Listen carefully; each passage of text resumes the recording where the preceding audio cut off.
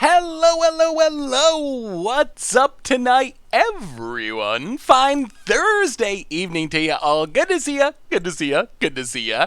How are you, Galad, and Salty Amish, and Nightbot, of course, and Roas, and Kaja Kraken, and Dankbox, and Fantastic Sir, Mrs. Super League. I played non-budget Hammer Time, and it was close. It wasn't actually winning, but we were close to comboing off, and I gotta say, little complaint at Randy. I mean, I love Randy, and I'm mostly joking, but I played 4 matches this season on Team Modern Super League. Hogak 3 times. It was like I was at the Mythic Championship or something.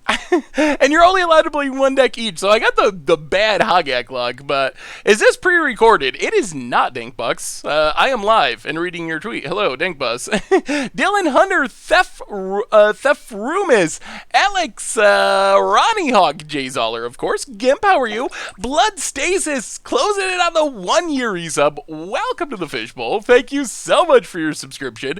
Big soups cheer for our new subscriber. Hey, what's up, People Mover? How are you tonight? So tonight, our plan is normal in one sense, but we're also keeping our eye out for spoilers. Commander 2019 spoilers are sneaking out of Gen Con starting shortly, so if spoilers come up, we will pull them up on screen, talk about them live, first impressions as we go, but we're playing some Modern. It's a Modern night. We did Standard both other streams this week, and I saw this deck on Nassif's Twitter, and looks like the kind of deck I would enjoy playing. Soulherder, such a sweet card, so much value, so much flaking, and I mean, little concerned we might just get run over by Hogak, but if that doesn't happen, I mean, what more could you want in Modern than Muldrifters and Soulherders and Coiling Oracles? Like, what more could you ask for, really? Dizzy Buttons and Mr. Fickles, welcome to the Fishbowl. Thank you so much for your subscription.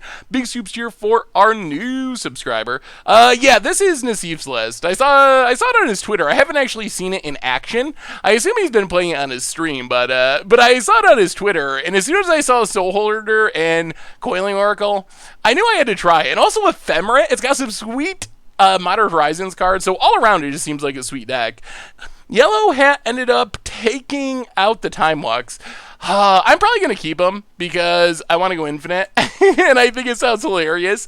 Like, Soulherder, Eternal Witness, Time Warp goes infinite. It's probably not optimal, but it's fun, and I think it's fun. So, Sydney Hope, 25 minutes outside of Indy, not getting to Gen Con this year. Ooh, so close, but yeah, so far. So, how is everyone tonight? Hey, I love you too, Big Nips and Magic Tips.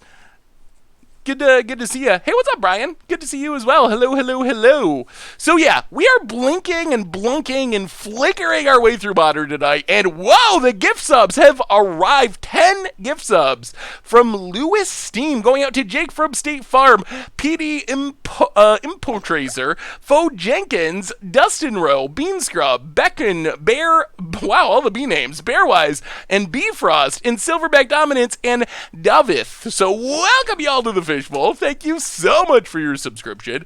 Big soups here for our new subscribers. So yeah, we'll do our reminders, start playing Magic, and like I said, as Commander spoilers come in, I'm guessing we'll get 3 or 4 of them. So Commander spoilers, Monday is the official start. Next week, daily spoilers, whole deal like normal spoiler season. But Gen Con, they said there's 12 spoilers at Gen Con, and there's 3 different streams. One tonight, and then I think like Saturday and Sunday, or maybe it's tomorrow and Saturday. But there's 3 streams, so I'm guessing we get like 4-ish each stream if they're divided up. So we should have some super sweet new. Yeah, I know they're doing the spoilers this evening, so hopefully we will get them soon to be able to talk about them. Sethro Jenkins, welcome to the Fishbowl. Thank you so much for your subscription. Big soups cheer for our new subscriber. Yeah, Spawn Love, as the cards come out, I will pop them up and we'll talk about them. So we'll definitely talk about them as they go along. If you want to watch am I going to restream? I'm going to play Modern and talk about the spoilers as they come up. I do not begrudge you if you want to watch the official spoiler stream. I will not be offended. But I want to try out this deck. So I'm planning on doing a normal stream, but then also talking about the spoilers once we see them. So that's my plan, but I don't blame me at all if you want to check out the spoiler stream and watch it in real time. So that is the plan for this evening. You guys ever going to play Twitch at Gen Con? It's amazing to see you guys there. I really need to make it to Gen Con someday. I think I really got to try to do that. Maybe next year will be the Gen Con. Year. Oh, good to have you, Epic Luke. And we have our first donation of the night, and then we're going to do reminders, start talking about this sweet deck and playing some sweet, sweet Magic. Our first donation comes from Gruelgoon. $5 donation. Hey, Seth, good to see you streaming. Sad day today. Had to put down Old Yeller. Chat, give your pets some love today for copper. Oh, well, Gruelgoon. That is so hard. Let's see, when was this? A couple years, I think it's a couple years ago now. My grandmother had a dog that got sick, and it was very sad. It was very hard to do the whole, like, going to the vet thing, and it's so tough to lose a pet. And that wasn't even my own pet. That was just like my grandmother's dog that I would see once in a while at my grandmother's house. So I definitely feel for you. So rest in peace, Copper, and hope things get better, Gruelgoon. That's definitely super hard. What do you think about do you think Commander cards will ever be legal in Modern? Fingers crossed. I've heard rumors about that. I don't know if they're true. I would think it would be cool. I mean, some of them would be busted, but I think in general it would be sweet. So let's do our reminders, talk about this deck, start playing Magic, and we will talk spoilers as they come up. Kayas Engineer for the 15th month. Welcome to the Fishbowl. Thank you so much for your subscription. Big soups here for our new subscriber. Yeah, I gotta revisit some older Legacy decks. I know we did a deck tech for Manaless Dredge like 2 or 3 years ago, but it's been so long, people probably don't even remember that we did it, so I think we gotta start kind of circling back around to some of those decks. Blings F, welcome to the Fishbowl. Thank you so much for your subscription. Thanks for your video. They are constant source of joy. Well, so are your resubs. No, I love you anyway. Welcome back to the Fishbowl. Big soups here for our new subscriber. Hoping to run you in Barcelona was kind of sad. Yeah, I was not in Barcelona. I never qualified for Mythic Championships. I've never even tried to qualify for a Mythic Championship. And I didn't get Mythic Chat. I didn't have time to play, so we fell literally a game short of Mythic, but that's fine. Next season, there's always next season. Hey, thank you for the raid, F Policy. Thank you. So let's do our reminders. Replay YouTube. Oh, more subs. We can't even get through our reminders. Thank you so much, everyone. Cap the Kevil for the 4th month. Love the show. Keep the spice flowing. Well, thank you so much. I love you as well. Yeah, I got the cake shirt tonight. It's a cake night. Alright, reminders. Replay YouTube. That's where you'd find all the old streams, including this one in the future. Normal YouTube. Mystic Forge Against the Odds went up yesterday. I think that deck is close to being legit. We've had some sweet modern decks. We had Hammer Time, Mystic Forge combo. Yes, I know it's like slightly egg-ish, but it's a storm deck. I think it's not quite eggs, and it's really sweet to see how powerful Mystic Forge can be. So check that out. Commander Clash going up. Tons of stuff on the site. Some Crim videos. So lots of stuff to look forward to. For Much Brew Sunday, we're playing some Yawgmoth Hapatra combo. We're playing another turn 2 combo deck for Budget Magic on Monday, so lots of sweet stuff coming up on the YouTube channel. Otherwise, our sponsor tonight, Card Kingdom. If you're looking for some sweet new Core Set 2020 cards, or I guess shortly, Commander 2019 cards, you can snag them over at cardkingdom.com. Even get a sticker if you're so interested. Just mention Saffron Olive in your order. And yeah, thank you so much to them for their support. Finally, merch page, tokens, t-shirts, playbats. Also, donations. We've already had one, and some gift subs. Thank you so much for those. Certainly not required, always appreciated. $2 or more gets your message read on stream. Favorite cake song? I've always liked friend is a 4-letter word, but also Frank Sinatra is really good. There's several cake songs. Cake is weird. All their songs sound kind of the same, but they have such a unique sound compared to other bands from their time that even though they kind of all sound the same, it reminds me of a band called Pinback, which probably no one knows. Pinback is another band that kind of has like their own sound, and all their songs kind of sound the same, but because they have such a unique sound as a band, that is kind of enjoyable. So anyway, our deck tonight, we are playing Bant Soulherder, a Gab Nassif deck. So this deck, we're basically blinking for value. So Soulherder, Little Spirit, 3 mana, lets us blink something on our end step, and then whenever a creature is exiled, we get to put a counter on it so it grows. So to go along with Soulherder, we also have Ephemerate for additional blinking. So that's kind of our blink engine. Soulherder, Ephemerate are two Modern Horizons cards. Then we have our blink target. So we have a ton of draw a card cards in the 2-drop slot. Ice Fate Coral draws us a card. We got Snowland, so it gets Death Touch. Coiling Oracle, kind of like the original Risen Reef, except it only triggers one time. Can get a land on the battlefield or draws a card. Well Blossoms draws a card. Watcher of Tomorrows draws us a card. One of our top 4 cards, so it's better than drawing a card, but we gotta wait till it leaves the battlefield to get it thanks to Hideaway. So a ton of card draw in the 2-drop slot. Deputy of Detention for removal. Night of Autumn deals with pretty much anything and gains us life. Eternal Witness is super sweet. Eternal Witness can get back our card draw stuff, but it can also set up a janky extra turn lock with Time Warp. So if we can assemble Soulherder along with Eternal Witness and find a Time Warp, every turn we can like blink our Eternal Witness to get back Time Warp to cast Time Warp to blink Eternal Witness the next turn to get back Time Warp while growing our Soulherder. Eventually that's going to kill our opponent. Long napping Kevin Zelda, welcome to the Fishbowl. Thank you so much for your subscription. Big soups cheer for our new subscriber. Only 4 months to go before the 2-year mark. Yes, getting close, Kevin Zelda. Also, thanks for the awesome trad list with Urza and Unexpected Results. I love playing it. Yeah, that's a super fun one. And that's basically the deck. There's a couple of Jaces. I mean, it's in the Seaf deck. Play your Jaces for value. Path to Exile for cheap, efficient removal. 1 Muldrifter. Pretty sweet to see Muldrifter in Modern. Mana base, Snowlands, Prismatic Vista, Fetches, Shocks. Pretty straightforward. Sideboard, we get some normal stuff, but some spicy stuff. Thragtusk, amazing for blinking against aggro. Night of Autumn does it all. Really good blink target. For Graveyard Hate, we have Tormod's Crypt, we have Scavenging Ooze, we have Rest in Pieces, we have Surgical Extraction, so quite a bit for Hogak. Stonehorn Dignitary, really good at shutting down attacking decks. If we can just blink this every turn, we essentially just lock combat out of the game. If we're in a matchup where our opponent can't kill our creatures, Stonehorn plus Soulherder just locks our opponent from ever killing us because they have to keep skipping their combat step every turn. Celestial Purge gets Hogak, gets Liliana's, Disdainful Stroke for counter spells, Nova's Veto as well, and that's the plan. We're just blinking for value as fair can be in Modern. Literally as fair as it gets. Flying Bananasaur, we're playing 3 mana 1/1s to blink 2 mana 1/1s to draw extra cards. That is not what you normally think of in Unfair Modern.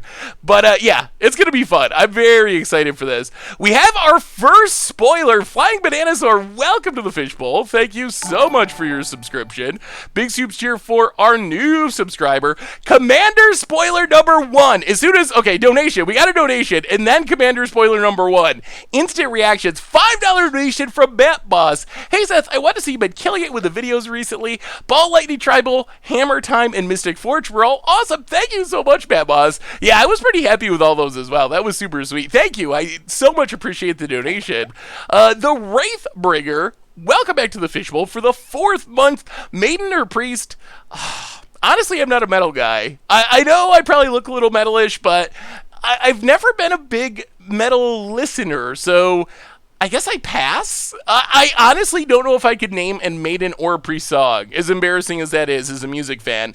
I love music, but yeah, metal just isn't my thing. And Force of Wall, welcome you as well. Big soups here for both you. And spoiler number 1, fresh off the presses, Gyred Conclave Exile. So what do we have here? 5 mana in the Naya colors. You get a 2/5 legendary creature, so it can be your commander.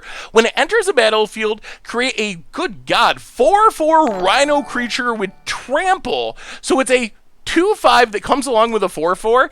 That's a lot of value on its own. Whenever it attacks, populate, the token enters the battlefield tapped and attacking.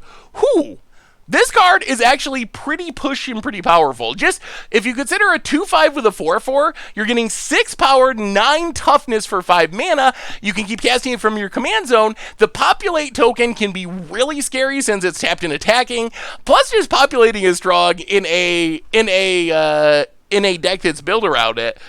Yeah, this card seems pretty legit. This is the card that I can almost see an argument for playing it in Legacy in something like Nick Fit. The red mana is a little weird. Nick Fit doesn't go into red too much, but I think the stats are almost good enough that you could like Green Sun Zenith this out in Legacy. We have another new donation and another new card incoming. Man, we're never going to get to Magic here. From Louis Steam M, $5 donations. Greeting from Italy. Let the Commander hype begin. Also, Soulherder hype. Lev catching the live stream whenever I can. Well, thank you so much, Louis Steam. Definitely appreciate it. And yeah, Commander is going to be sweet. I think they're going to crush it with this Commander deck. I really think that they are going to. And we have another one already. All right, are you ready for card number 2? So before I move on, what do you think of Gaiard? How good is it? What do you think? Is this something you would play as your commander? Just first impressions of Gaiard. What are you thinking?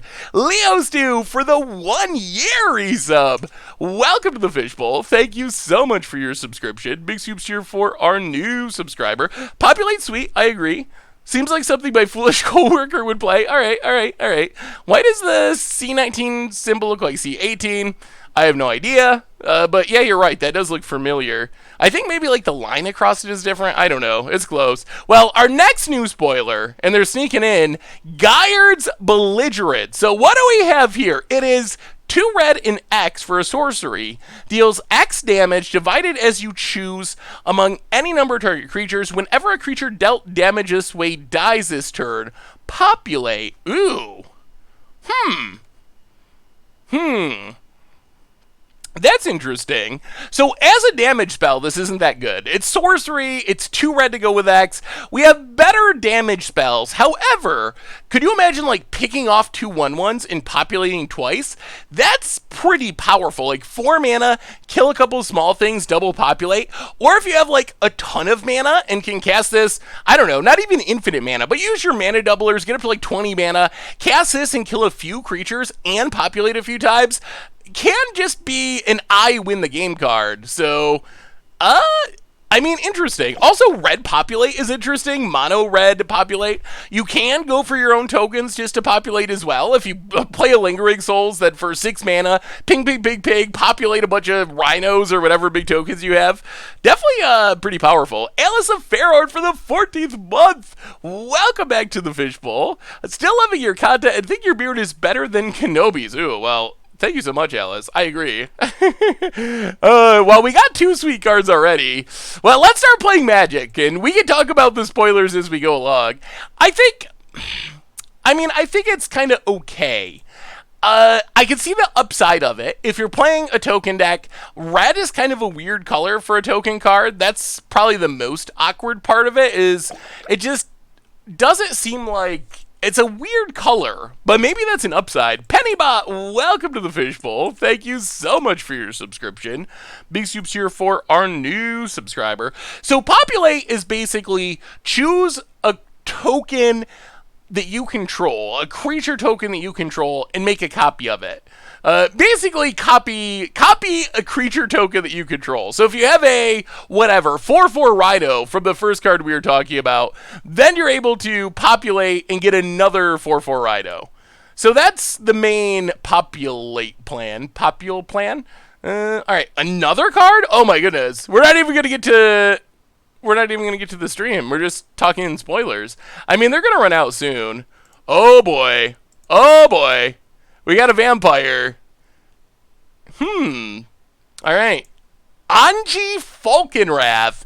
Another legend. So another potential commander. 3 mana, 1/3 haste, legendary vampire. Tap to rummage, I guess. Discard a card to draw a card. And whenever you discard a card, if it has madness, untap Anji Falkenrath. That card's actually pretty sweet.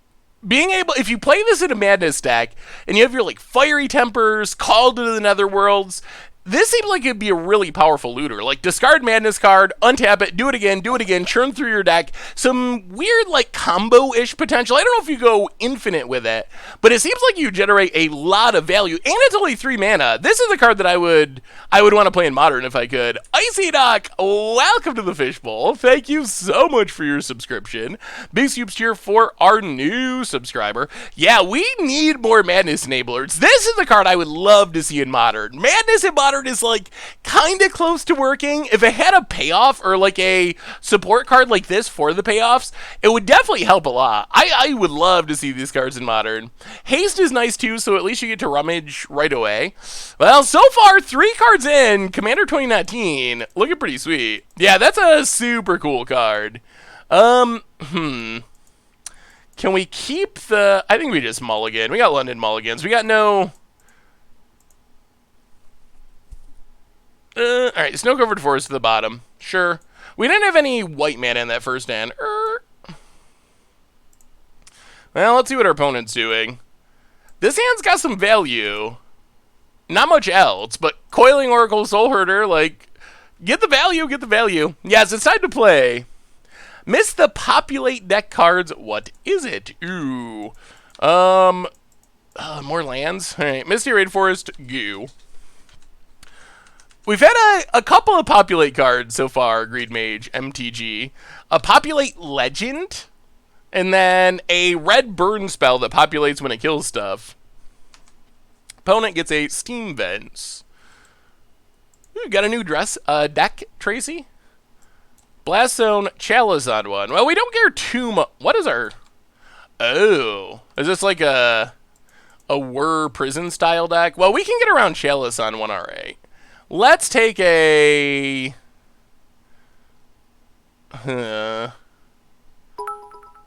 Take a Hollowed Mountain, tapped.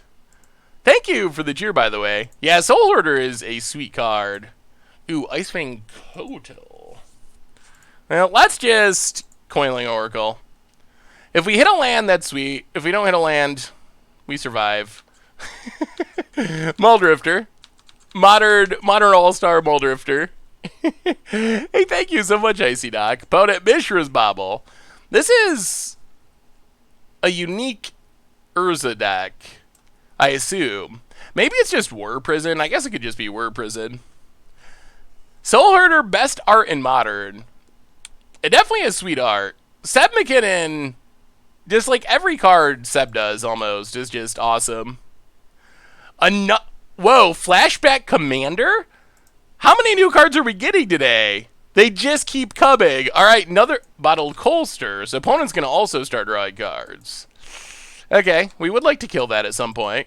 Come on, Knight of Autumn, our one of fun of Knight of Autumn. Prismatic Vista. Well, play Prismatic Vista. Crack Prismatic Vista. Grab a snow-covered island. Soulherder. The value trade's running. After this attack, we will pull up the new spoiler. Get it with Coiling Oracle. Hit our opponent. I mean, combo achieved. I don't know how our opponent ruins this, but... Alright, so blink you. Yes, please. Growl Soulherder. Oracle Trigger for... Ephemerate, not that good with a Chalice out. So, new spoiler. Opponent cracks to draw a card. Yep. Opponent's going to do stuff. We are going to F6. New spoiler, Severin the Chronoclasm. So, Jeskai colors. 5 mana, 2/2 legend. Prevent all damage that would be dealt to it. Okay. Whenever you cast your first instant or sorcery spell from your graveyard each turn, copy that spell. You may choose new targets for the copy. Ooh. That's pretty powerful. So it doesn't allow you to by itself cast something from the graveyard. I assume the other cards in the deck are going to allow you to do that. But copying the first card you cast from your graveyard, even if it's a Faithless Looting or something cheap like that, still pretty powerful. That's definitely a sweet commander. Sweet and unique. I really like the themes that they're going for with this set. So far, it seems like they've used some, have some really sweet themes. Ooh, Soulherder again. But we can't attack because of Ensnaring Bridge. How do we do this? Are we just going to lose to the prison pieces? Let's see. So we can Muldrifter Evoke.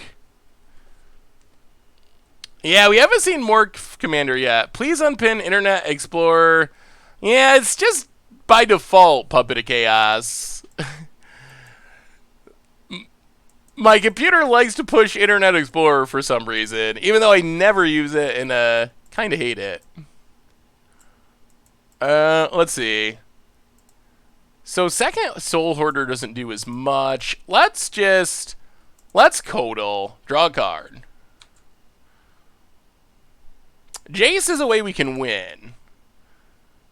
Play a land. Pass the turn. Blink the Oracle. This bridge is obnoxious. Bridge returns, grows Soulherder. We get a land. Alright, that's good. Growing our mana base, We're getting 2 more from Morph. You missed 2 non-commanders. Boy, so many cards. They are really just rolling out the cards today. So many. Opponent, yeah, gets to draw. Next card. Can we F6? Yeah, we can't do anything. We'll F6. Next card, Severan's Reclamation. 2 mana sorcery. Return target permanent with converted mana cost 3 or less from your graveyard to the battlefield. If it was cast from your graveyard, you could copy it and choose new targets. And you get to flash it back for 5 mana. So basically a spell-based Sun Titan trigger with flashback. And it doesn't say non-land. So can get back your fetch lands, can get back your wastelands, can get back your Eternal Witness, to get back Severan's Reclamation. Seems pretty sweet. Definitely seems pretty powerful. Severine? I'm supposed to say Severine? Alright, that might be true. I mean, I'm not necessarily known for my pronunciations. So far, we've gotten all really sweet commander cards. They all look super sweet. Coiling Oracle. Well, keep the value trade rolling. Coiling Oracle. Into Ephemerate that we can't cast. Play a Plains. Soulherder Part 2. Opponent shut down our Jace while we're looking at spoilers. That's not the greatest. Well, blink Coiling Oracle. Blink Coiling Oracle. Number 1, we get... Man, our deck is doing its thing, but our thing can't actually kill our opponent. Another Soulherder. The value is insane, but how do we get through our opponent's lock? It's got to be Knight of Autumn. Knight of Autumn is the card we need to start blinking and killing stuff. Oh, we get a land. Pass the turn. Alright, the last one was spoiled. It should be the last one. Is Severine, I mean, I'm probably mispronouncing it, but those are official cards. Alright, last cards. We get one more pairing of Commander with Commander special effect. So let's see these last 2 cards of the night. Oh man, this is one that people have been asking for. Narset Parter Avails. Ticks down. Welding Jar. Cast it. Oh, this is obnoxious. Opponent. Passing. Ugh. What do we do about this? Crack Flooded Strand. Are we just... I think we're just losing. I don't know if we have enough ways to interact with what they're doing. Seems like it'll get easier once we go to sideboarding and can... Once we go to sideboarding and can bring in more Knight of Autumns. Force of Negation. Well, that would have been good in the past. We can't draw cards. So play Windswept Heath. Soulherder.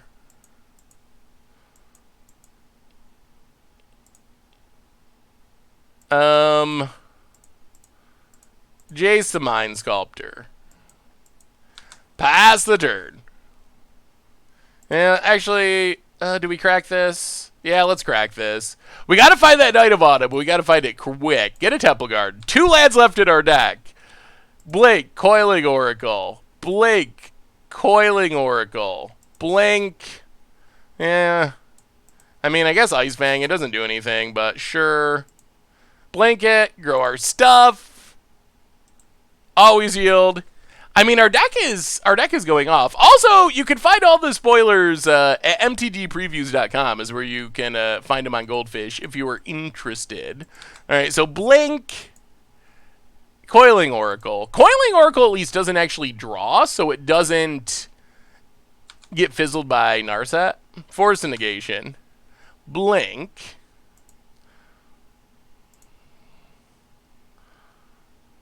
And Knight of Autumn. Pat thinks that we can't cast. All right, next card. And we'll just F6, see what happens. Oh, we can't F6. We got Force Negations. Welding Jars. Next card. Karadin Slinking Sorcerer, our new Morph Commander. 4 mana, 3/3 Insult Eye colors. The first face-down creature spell you cast each turn. Costs 3 less. So morph your first morph each turn for free. And whenever a face-down creature you control enters a battlefield, you get to draw a card. Seems like a pretty sweet morph commander, I would say. Reasonably sweet. I mean, free morph is nice. Who knows what tricks you could potentially do with it. And drawing cards is good. That's what you want to do in Commander. And, alright, opponent's passing. And to go along with Kadena, we get Kadena's Silencer, a morph creature. A 2 mana, 2/1. When it is turn face up, counter all abilities your opponents control. Ooh, this might be a legacy playable card. I mean, maybe it's too slow, but that seems pretty good. You can stifle fetch lands, counter planeswalker activations. Seems like there might be potential there, and it has some commander potential as well. Yes, you get your cavern for free. And I think that's all of our spoilers for today, at least so far. So, oh my goodness. Opponent gonna crack, draw a card. Yup. We get Eternal Witness. Now, let's Eternal Witness. I think if we hit a Time Warp, we can parlay that into a win. Eternal Witness, get back Prismatic Vista. Play Prismatic Vista. Crack Prismatic Vista. Snow-covered plains. Pass the turn. Keep the blinking going. I mean, eventually we're going to find it. Blink Coiling Oracle. Blink Coiling Oracle. Blink Eternal Witness. Once we find our Knight of Autumn, we should just win this game. I think we are still favored here. So here comes the blinking. Get back Prismatic Vista. Grow our Soulherders. We're going to need 1 attack to win. Well, what do you think of the Commander spoilers so far? Sorry, I'm trying to keep up on everything with spoilers and streaming and interacting all at the same time. Is a lot going on. Hey, Seth, glad I could see the new cards. Have to go shopping done. Can you look at the list I made you? Yeah, let me take a look, Tracy. Budget Outcast. Ooh, a budget version of the Murderous Redcap combo? That looks sweet, Tracy. Looks like a pretty solid mana base for a budget deck. I like it. Ooh, alright. There's a Time Warp for next turn, maybe. Okay. Well, if we survive this turn, we should win the game. The Time Warp should be very good. Opponent ticks up Blast Zone, so it can get rid of our Coiling Oracles, which is annoying. Alright, I think we're going to be good, though. So opponent gets to draw a bunch of cards. The Time Warp should... the problem is, the downside is, if our Knight of Autumn is at the very bottom of our deck, that could fizzle things. Opponent cashes in the Narset, getting desperate, knowing their time is running out. Gets into Fairies puzzle box. Okay, I mean, that's good, but we're going to counter it. That's not going to come down. This deck needs more Teferi. Maybe. Teferi could probably be good. Time Warp goes infinite with Eternal Witness and Soulherder. There's a puzzle box. Well, yes, we do not want a part of that. And do we win? Do we win? Opponent plays a tap land. Passes the turn, and now the turns are ours. Opponent's empty-handed. Time Warp. So we cast Time Warp, take an extra turn. We also have to do this without timing out. Play Prismatic Vista, crack Prismatic Vista, get our last land, go to our end step. Actually, I guess we can just take 2 turns with Time Warps. Time Warp, end step. Blink you. Blink you. Blink you. Once we hit the Night of Autumn, it should be over. We just got to hit it before we run out of cards. That's the risk. If we run out of cards, it's bad news. All right, get back the Time Warp. We can't, they have a Sorcerer's Spyglass on Jays, so we can't activate Jays at the moment. We have a single Knight of Autumn and a Deputy of Detention. Oh, there's Deputy. That's good. Oh, that's really good. That's game-winning good. We don't even have to do anything crazy. We just snag Ensnaring Bridge and win. These are 10-powered Soulherders. Okay, opponent. Yup. Nothing. We run out Deputy of Detention. See you later, Ensnaring Bridge. Okay, opponent's going to regenerate. Sure. Regenerates again. Sure. Regenerates again. Well, go to combat. All attack our opponent. And, yeah, that's 14 power Soulherders smashing in, and nice try, we're prison. Are those the actual commanders or just mythics in the deck? I mean, aren't all the mythics in the deck commanders? I mean, if it's a legend, it's a commander. I mean, I don't know if it's like the card that's on the front of the box or not, honestly. I am not sure. I've just seen... actually, yes. It does appear that those are, I believe, based on this picture. I mean, each deck has multiple commanders, but it appears that the cards we looked at, based on this picture, are the cards that are on the front of the box. So, I mean, each deck has at least, what, 3 new commanders, I think, traditionally. But it looks like those are the main ones. This is the deck I would love to run. Yeah, this deck is sweet. Super, super sweet. Well, bring in Dovin's Veto. Bring in Knight of Autumn. Bring in Purge, Rest in Peace, Stonehorn Dignitary, Ooze. That might be it. Path doesn't do anything, though. I guess we can bring in the Surgical. Something like this is probably fine. I mean, that game went incredibly well. Just grind about. Wait, so one of them is only 2 colors. It looks like there is Red-Black Madness. There is Naya Populate. There is Jeskai Flashback. And then there is Sultai Morph. So yeah, it looks like one of them is only 2 colors. Hey, what's up, Verimit? Turbo Turds? Nah, we're not really Turbo Turdsing. We're playing Soulherder Blink. Although there is a backdoor infinite turn combo, so we can stumble into infinite turds. So what deck are you most excited for? Rakdos? Looks like King of Carrot Flowers votes Rakdos. I do think they're gonna push the value of the decks a little bit, but I would be surprised if it was Snapcaster pushed. But I think one of the biggest complaints last year was just the value wasn't there compared to previous decks. So I think they're going to try to up the value a little bit, especially without MSRP anymore. Wait, is that confirmed, Nidachuk, Seedborn Muse? Or is that... Oh, it is. Seedborn Muse, returning. All right, more information on the commander decks. They're saying that they added more value. Every deck has a reprinted Planeswalker that we'll find out more about later. And Seedborn Muse is being reprinted. Seedborn Muse is pretty expensive, I think. Looking at Seedborn Muse, $10-ish depending on the printing. So definitely a solid reprint. Seedborn Muse is this card.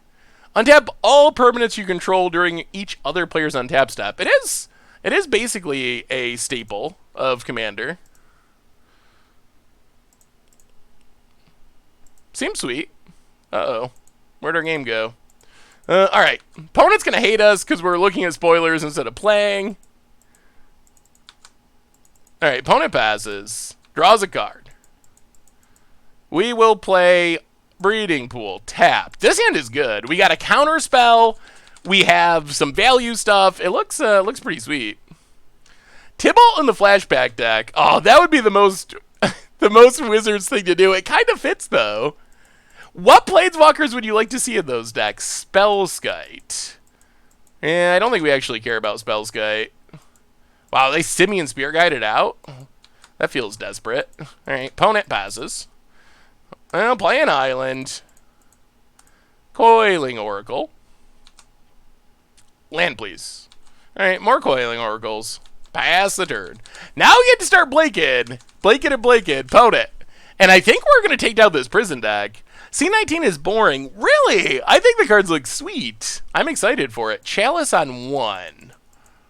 Yeah. I don't actually want to spend our Force of Negation on that. Mishra's Bobble. Something like Narsat seems like a better target for Force of Negation. Even though it would be sweet to start Ephemerating. Opponent passes. Bobble. Does bobbly things. There's Time Warp. Well, Prismatic Vista. Crack it. Plains. Soulherder, our namesake card. Pass this turn, start growing the dork. With counter backup, flicker Coiling Oracle. Opponent cracks, draws a card, and I think we're running away with this. More snakes, that would be a sweet tribal deck. What tribal deck would you like to see most? If they revisited tribal decks, yeah, we might be getting to Time Warp. Ooh. Double Force Negation is really good. That's going to be a lot for our opponent to get through. You guys do a Commander Clash with precons, or you end up building your own around the Commander? Well, Mirror Tree Folk, Jackals, Beebles. One of the downsides of Commander Clash in Magic Online is it usually takes a while for the decks to come online, so we might have some special stuff from Vegas with the actual precons, and then we'll try to do more around those in the future once they come out online, like upgrading them and changing them. But hopefully you'll get to see some sweetness from Vegas. Yeah, let's Coiling Oracle. Octopus Tribal, Trilobite. Oh, Sand. I forgot that Sand that is an actual type. I'll go to combat. Pass. Flicker you. This deck feels good. I feel like we're kind of crushing our opponent here. I mean, we're not winning, but what are they going to do through double? Ooh, that's sweet. Hit that Windswept Heath. Opponent gated life slowly.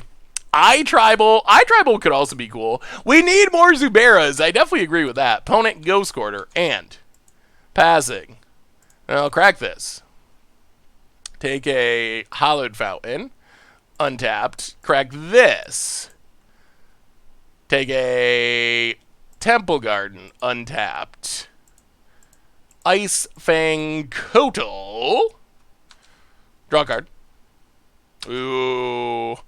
We're pretty close to just setting up this lock. Go to combat. All attack. The beatdowns commence.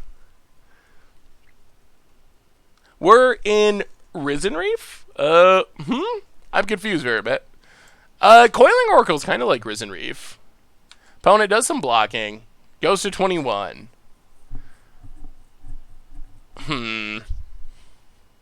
Let's wait.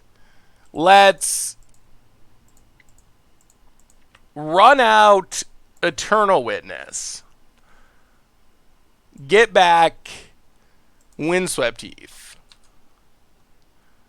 I mean, we could just start taking extra turns, but I don't think we really need to. Windswept Heath. Crack Windswept Heath. Snow-Covered Forest. End Step. Soulherder. On Coiling Oracle. Next turn, we might be able to go infinite. And we have 2 Force of Negations to keep us alive. Oracle, Plagues, Grows. What's my favorite breakfast food? Ooh. We will discard Ephemerate, which we can't cast because of Chalice. Opponent gains a life. Favorite breakfast food? I'm going to go with, it's got to involve eggs. Probably like eggs, bacon, and... I really like French toast. I love breakfast food in general. That's my favorite meal of the day. Why you're not playing Risen Reef in this deck? An opponent scoops it up. I think it's basically worse Coiling Oracle in this deck, as weird as that sounds. I mean, I guess multiples do something, but I think it might just be worse, because we don't have any other elementals, and that was a really good first performance for our deck. Kind of just ran away with that. Maybe it's a good matchup, but that felt really strong. For me, just a super fair deck. Hey, what's up, Pestilence? How are you? Oh, the spoilers are looking sweet. I'm even more hyped for Commander 2018. These decks are going to be super fun. Super, super fun. I mean, you could definitely try Risen Reef. I imagine just being 3 mana instead of 2 is rough. Breakfast Burrito is decent. Have you ever had a Monte Cristo? I don't think that I have. What's a Monte Cristo? Is there any infinite combo here? Mostly value, but we do have 2 time warps, and if we have a bunch of mana, Soulherder, Eternal Witness, we can take infinite turns with that setup. But mostly we're a value deck. When do we get to see Hammer Time in a league? Yeah, we definitely have to do a Hammer Time league. Probably next week, I would assume. Alright, Muldrifter's an elemental. Okay, maybe Risen Reef is the way to go. I guess I can see the argument for it. Getting Monte Cristo, it's French toast sandwich with ham and jelly. That sounds pretty good.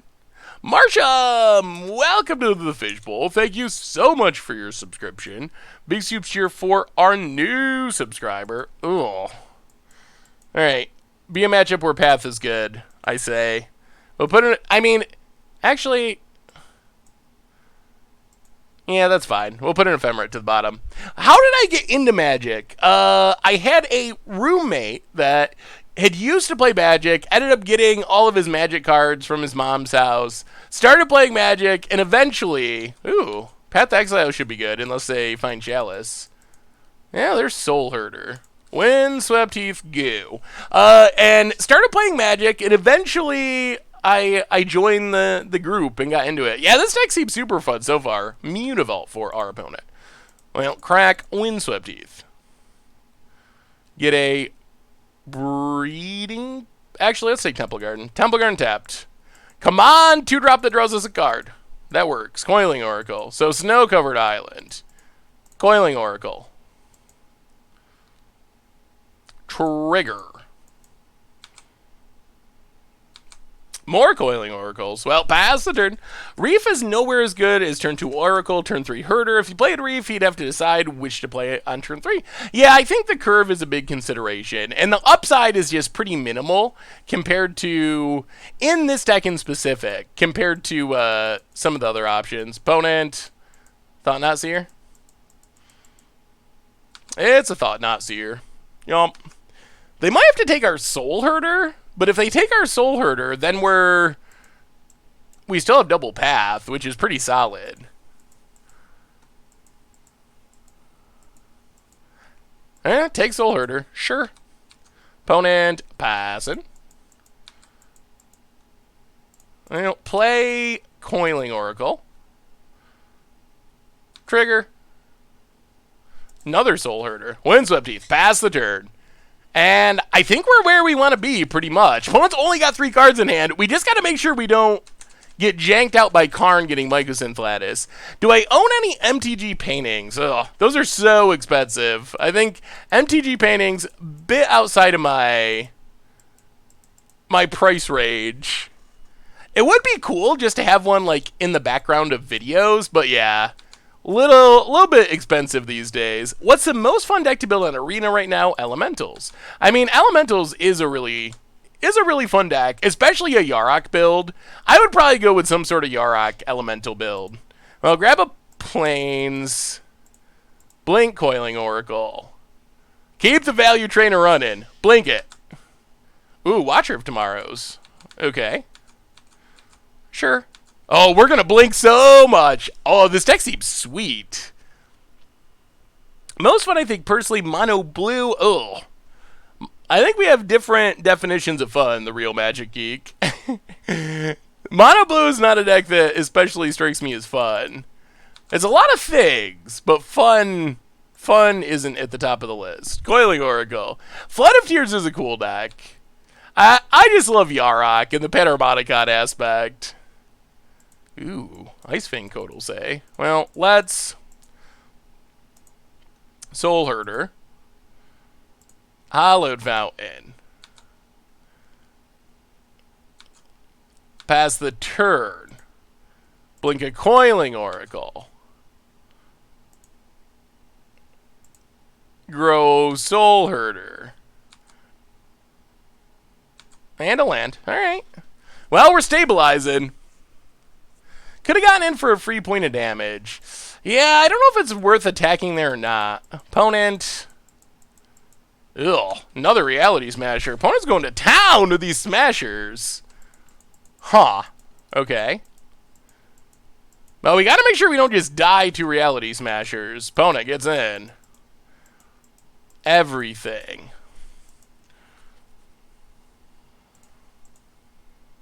Well, Path Reality Smasher. Discard Watcher of Tomorrows.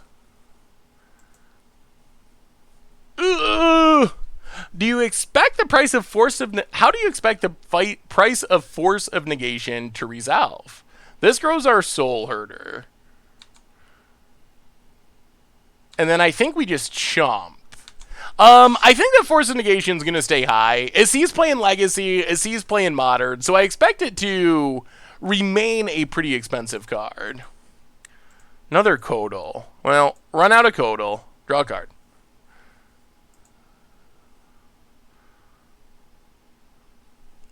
Ephemerate. Now go to combat. Get in with the Coiling Oracle. We might hit something that we want to play Sorcery Speed. We can still flash stuff in and block. Blink Coiling Oracle. Man, this deck has so much value. Thaz, welcome to the Fishbowl. Thank you so much for your subscription. Big soups here for our new subscriber. I mean, Ren at 6 is already close to $100. I would be pretty fine with shipping it off at that price. Could it keep going up? It could, but it's already one of the most expensive cards. Not on the reserve list. Like, one of the most expensive cards in Modern. So, I think I would be pretty happy shipping it out for $100 or around there. Two Old Eyes! Welcome to the Fishbowl. You just never know if it keeps getting too expensive when Wizards will try to reprint it someplace. And then there's always a risk of the price crashing. Or some of the pro level players are like, oh, once Hogek's gone, people are going to be talking about Ren in 6 like it's a mistake, like Deathrite Shaman. So who knows if eventually, once the format shakes out, maybe it's a card that is actually considered to be too good, which is another layer of risk. Yes, this is Gab's deck. Old Two Eyes, welcome to the Fishbowl. Thank you so much for your subscription. Big soups here for our new subscriber. Gerard isn't very good though, is it? Isn't Gerard like... Okay, so we will... Let's see. Path to Exile. No. Undo. How do we do this? Ephemerate on Coiling Oracle. Draw a card. Grow Soulherder. Oh. Do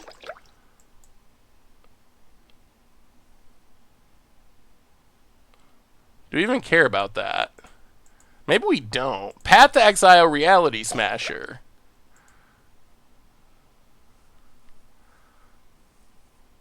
Discard Ice Fang Codal.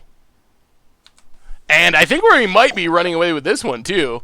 Del Roas! Man, Soulherder's insane. Like, it's growing with our Path to Exiles. It's growing with these Ephemerates. It's a 6/6. It's bigger than the Eldrazi. What's our opponent going to do? Del Roas handing out the gift subs. Up to 50 at all. These 5 going out to Kushin Kraken, Wolf Spider, Albrambo, Sylvnash, and Sea Bavillain. Welcome you all to the Fishbowl. Thank you so much for your subscription. Big soups here for our new subscriber. Shouldn't you have just Path the Thought Knot? Because then your Soulherder gets bigger and you draw a card. Maybe I'm a little concerned about the tramply aspect of Reality Smasher. I really don't want to get janked out by a trampling Reality Smasher. That concerns me. So I think it's safest just to get rid of that. This is going to get countered, I believe. But we'll try it. Who knows? Hey, what's up, Gab? Yellow with a raiding party of 180. I must have realized we were playing his deck. This deck is sweet. Well done. Well done. So far, we're just like stopping people. The value is off the charts. Well, welcome, Nasif and everyone else. Good to see you. Thank you so much for the raid. All right, go to combat. Get in with our coattails. Yeah, let's be conservative. Get in with one. Maybe we should be hitting with both, but we are at 5. 5 is not a super high life total. Blink Oracle. Grow Soulherder. More lands. Pass the turn. All right, opponent. What do you got? What do you got? Opponent, untaps. Why is it M20 but Commander 2019? That is a good question. I actually was asking that on Twitter the other day. I think it's just tradition. Some people said that it has to do with how they sell stores retail. Like, they would have to discount Commander 2019 or M20 at the end of the year or something. I'm not 100% sure. But it definitely looks weird to have your 2019 set come out after your 2020 set. Oh, Eternal Witness. Okay, well, Eternal Witness.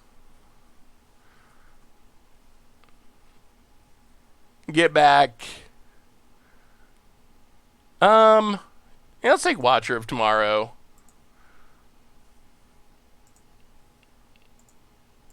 Watcher of Tomorrow. Overtapping. Watcher of Tomorrow. And this is kind of a combo. Go digging. Take... I don't even know. We have so many good options. Let's take Codal. Can't really go wrong with Codal. Pass the turn. Get in with a Codal. Hit our opponent. Wow, this deck is so sweet.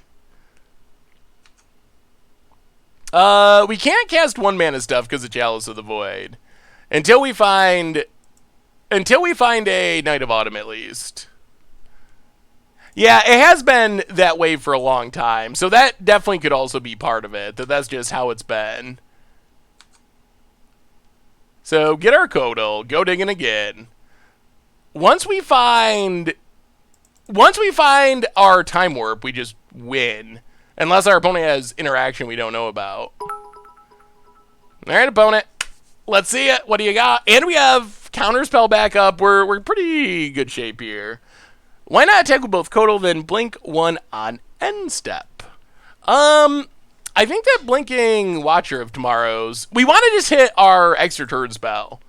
I think that that's our plan now, is not necessarily to force through damage immediately, but to Thought Not Seer. Yeah.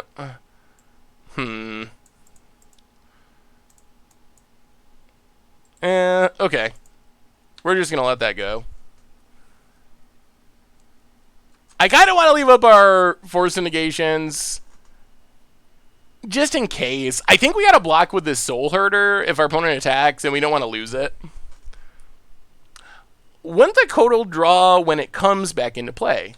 Yeah, but this digs 4 cards deep, and Codal's just our top card. Like, we're kind of almost in combo mode at the moment, where we're just kind of stalling out. We're just kind of stalling out until we can hit an extra turn spell and theoretically just go infinite. Yeah, we're dead to Ballista no matter what. Opponent's going to Ghost Quarter us. I mean, maybe that's a reason to just, like, pick up the pace in case they draw Ballista. I guess Force of Negation Does not stop us there.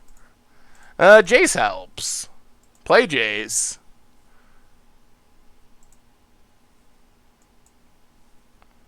And opponent scoops it up. We can lock them out of drawing their Ballista, and the value trade is just too much. Too much. Skipping the Force Negations, Adjacent Misty makes this deck adorable. Yeah, this deck is super sweet. It is really fun, and really, it seems competitive so far. We're only a couple matches in, 1.5 matches in, but Miro answered the questions about core set numbering at 28 minutes of his Drive to Work podcast, Innovation Products. Interesting. What was Miro's answer? Force seems like a dead card in the matchup. It's not something we're going to leave in after sideboarding, although getting our 1-drops locked is a little bit annoying. But we can bring in Thragtusk. Stonehorn Dignitary seems like it could be good. Purge, no. Rest in Peace, no. Disdainful Stroke. They gotta have Caverns, right? We probably can't. We can bring in another Knight of Autumn. Maybe we bring in 2 and just go down the Force Negations. And then we can just kill the Chalice on the battlefield. The only other reason, I guess, would be to keep Force Negation to fight the Karn battle, which there might be some validity to. Our deck is really good at grinding out value, but it's not especially good at just, like, pressuring. Are we at risk of just, like, losing to Karn? The problem with Disdainful Stroke is, with Cavern, a lot of their stuff is uncounterable. Torpor, yes. Torpor does wreck us. Maybe we gotta keep a couple... Maybe we gotta keep a couple Force Negations. Losing to Karn would be less than ideal. Maybe we cut the Watchers. Maybe something like that. Leave in 2 forces. They only have 1 Cavern, Ballista, and all his dust is what you care about. Alright. Well, so we should be bringing in Disdainful Strokes then, Gab? How would you sideboard? Let's get the Nassif inside sideboarding technique. Stoner is bad? Oh, it's so fun, though. I just picture the dream of, like, fizzling infinite Reality Smasher attacks. I guess we could trim, like, I guess we could trim at Time Warp.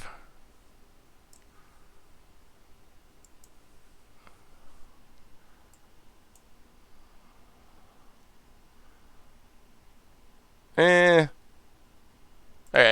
Close enough. Running out of time. Thank you for the sideboarding advice. Well, not going to keep the 1-lander. Alright. The value is here. We'll see. Well, Coiling Oracle into Soulherder. Maybe we just got to put Muldrifter to the bottom, sadly. Yeah. We're going to draw enough cards. I don't think we need Muldrifter. Thragtusk is one of the bigger creatures we can have. It's actually something that can effectively deal with a Reality Smasher, especially if our opponent can Chalice us. Unless we're like going off with Soulherder, we don't really have that many ways of interacting with those type of creatures. So that was my thinking. Maybe it's misguided, but yeah, I think Nassif raided us. This is actually a Nassif special. That's where I saw the deck, was from Nassif's Twitter. He's been brewing it and playing with it. Why didn't you play this at the Pro Tour? I mean, I probably know the answer to that question, but it would have been sweet. Like, how far away, maybe the better question is, how far away from actually being able to play this at the Pro Tour were you? Like, do you think it's super far away, or was it something that was actually, like, kind of in the conversation? Mono Manning, welcome to the Fishbowl. Thank you so much for your subscription. Big soups cheer. Another Soulherder for our new subscriber. And Metal 114, welcome you as well. Big soups cheer for you. Hey, thank you, Poopy Cats. I appreciate the beard comments. Or compliments. All right, opponent, interesting. Takes down Coiling Oracle. Sure. Gemstone Cavern. Not the most exciting land to play when you're behind. And Eternal Scourge.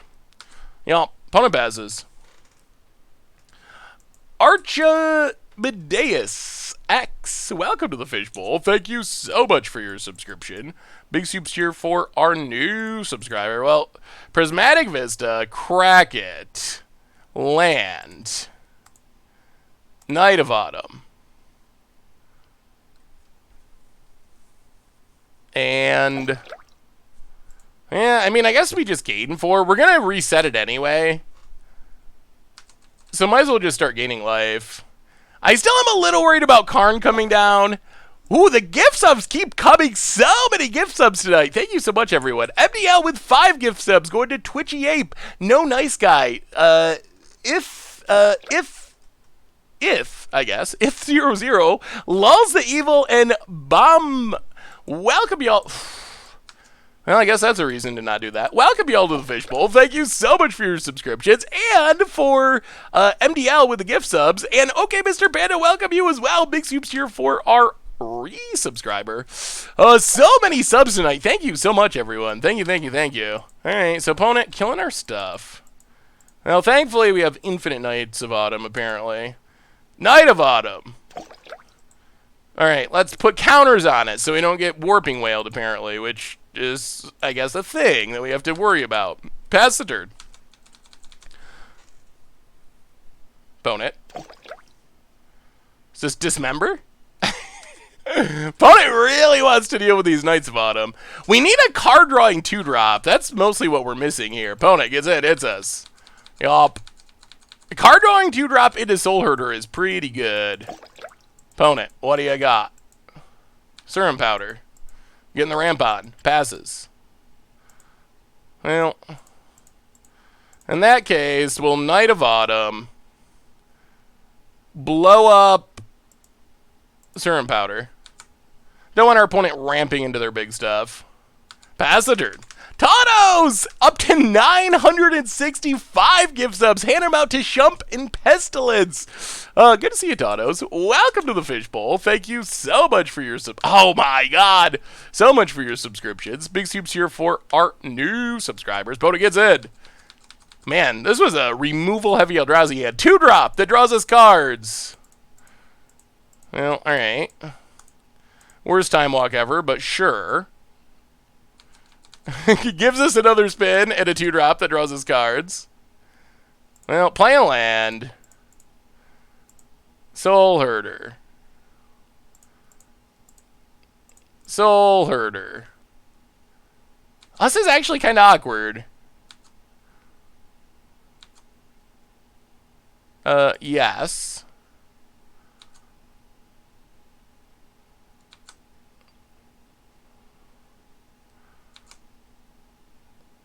No.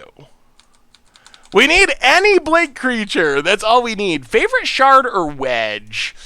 Ooh. Maybe Esper. Definitely, I think it's Esper. I like artifacts. I like blue. Yeah, we just need something else to blink. That's all we're missing. Vote a Combat. Gets it. Hits us. Sure. Down to 10.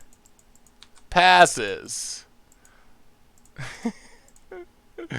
Alright, Soulherder Part 3. Go to combat. Get in. No. Oh, there's a Mutavault. Actually, I think we're okay with trading. Let's attack like this. Okay.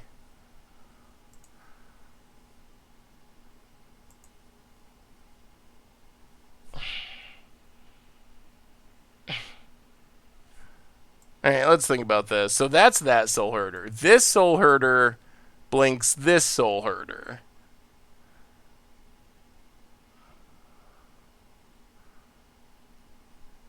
This Soulherder blinks this Soulherder. This Soulherder doesn't really do anything, but sure. Okay. Alright, blink you. Yup.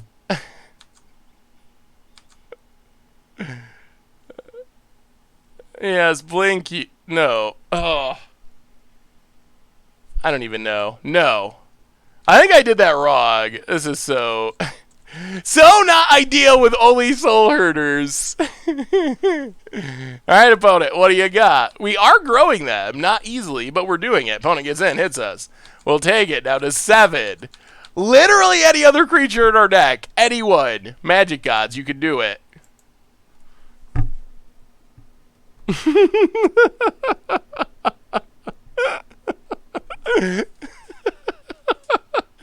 Oh, all right. Well, whatever you say, magic gods. Soul Herder number 4. We got them all. We literally got them all. Go to combat. Get in with a Soul Herder.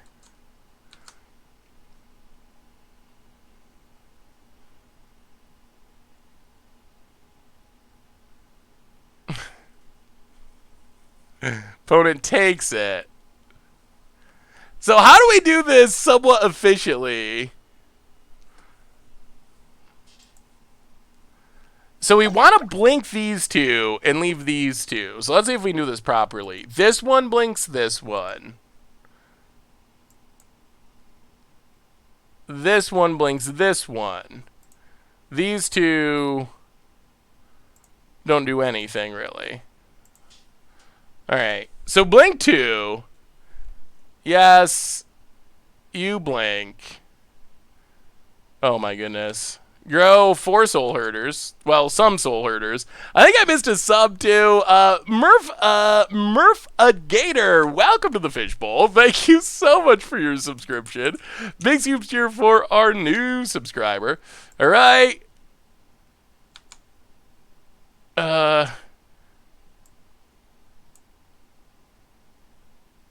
Do we even want to blink that? Alright, let's just go no. It's just so inefficient to grow our soul herders this way. This is the backwardest way to go about this. Mutavault number 2.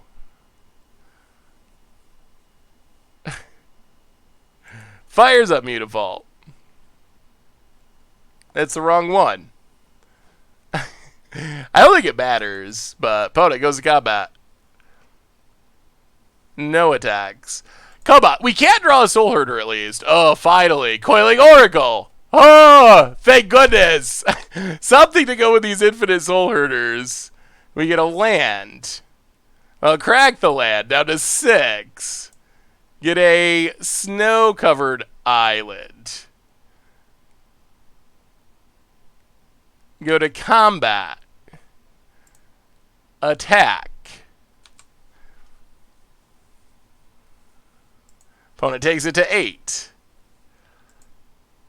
Okay. So, Soul Herder. Blink Coiling Oracle. Soul Herder. Blink Soul Herder. You do nothing. You do nothing. Alright. Okay, I think we got it. It was not... not the simplest and easiest, but we'll take it. Alright, grow our soul herders. Oracle triggers. Okay, now we got another oracle. Alright, no. Their math lines up nicely. 2, 3, 4, 5. Working up the curve. Time out for fun. Welcome to the Fishbowl. Thank you so much for your subscription.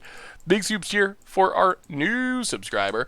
We were talking about the spoilers as they were coming up live. So yeah, we've been talking about them a little bit. Opponent passing.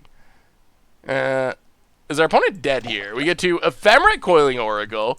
Pitzer! Welcome to the Fishbowl. Thank you so much for your subscription. Big soups here for our new subscriber. Alright, trigger, trigger, trigger, trigger, grow, grow, grow, grow. Oracle. Into Oracle. Sure. And Ephemerate comes down.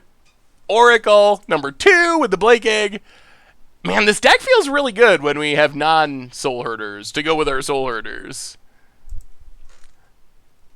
Eldraine or EDH? Ooh. Both? I think an opponent gives us a GG and scoops it up, and we're up to 2-0. And there was a little clunkiness, but in general, that worked pretty well. The deck seems really fun. I mean, I like Commander, but I think Eldraine is probably still ranks ahead just because it's legal in more formats.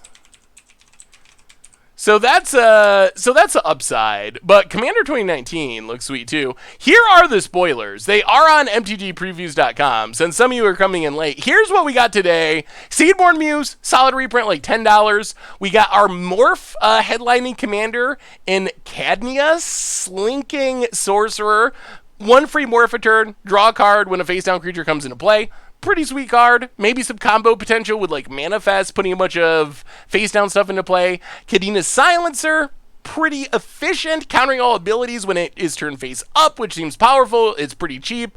We got Severine, the Chronoclasm, lets you copy the first spell that you flash back, essentially, or cast from your graveyard each turn, and all damage is prevented for some reason, which lets you do, like, cool, like, Pariah combos, essentially. Pariah on Severine, and your opponent can't kill ya. Severine's Reclamation, one-shot Sun Titan trigger, essentially. Angie? Falcon Wrath, really cool Madness payoff, lets you rummage, untaps if you rummaged away a Madness card. Ooh, we missed this one. Angie's Ravager, 3/3 for 3, attacks each combat. When it attacks, discard your hand, draw 3 cards, Madness for 2. That's actually pretty decent. You gotta be playing an aggro deck, which is a little weird in Commander to like wanna discard your hand to draw 3 for a lot of decks, but in a Madness deck, probably worth it. And Gaiard Conclave exiled our, I want to say Proliferate, but it's not. It's Populate Commander, along with its Belligerence. So yeah, looks pretty sweet. I think C19 is looking good so far. I really wish they were legal in Modern. I think they could do it. I think they could get away with it, and it wouldn't be the end of the world. Will you ever play new Mono Bluetron? Is there a new Mono Bluetron? Maybe. We played Mono Bluetron a long time ago, I think. I mean, I'm not a huge Tron fan, but Mono Blue is like the lesser of the Tron evils, I think. Ange Ravager, immediate staple for Felden of the Third Path. Is it? Now I'm gonna have to look up Felden. Doesn't it copy something from your graveyard? Felden of the Third Path. We'll keep this. Only 2 lands, but that's fine. 3 mana, tap it, put a token onto the battlefield that's a copy of a creature in your graveyard, except it's an artifact. Okay. Yeah, that makes some amount of sense. So you're using it to stock your graveyard repeatedly, essentially. That seems good. Do you think True Name Nemesis would even be good in Modern? I think it's too slow. True Name scares me. I will admit that I kind of think that True Name is one of the cards that I wouldn't want to see in Modern, honestly. I still play your Trading Post Rod on Moto. That is a fun deck. Oh, it's this deck. Well, thankfully our opponent doesn't have a second land. Prismatic Vista. Snow-Covered Island. Untap. Well, we'd love to hit a land with Coiling Oracle, because we know land destruction is going to be coming. Coiling Oracle. Give us a land to get away from these liquid metal coatings with land destruction. Yeah, I think True Name would probably be risky. Okay, that's a land. That's good. Pass the turn. Alright, gotta get the pressure on, because we know there will be Karns coming at some point. Would you ever play Mono Red Dragon deck that I used to defeat you? Ooh. You'd have to send me the list again, Veribit. I remember it being sweet, but I don't remember the specific card choices. Yeah, that's what I would kind of like to see. Like, Commander decks legal, but with some select bannings, probably. Stone Rains are island. Alright, sure. Can't really do anything about it. Opponent passes. Misty Raid Forest. Crack it. Grab a... I think we gotta take a non-basic. Take a...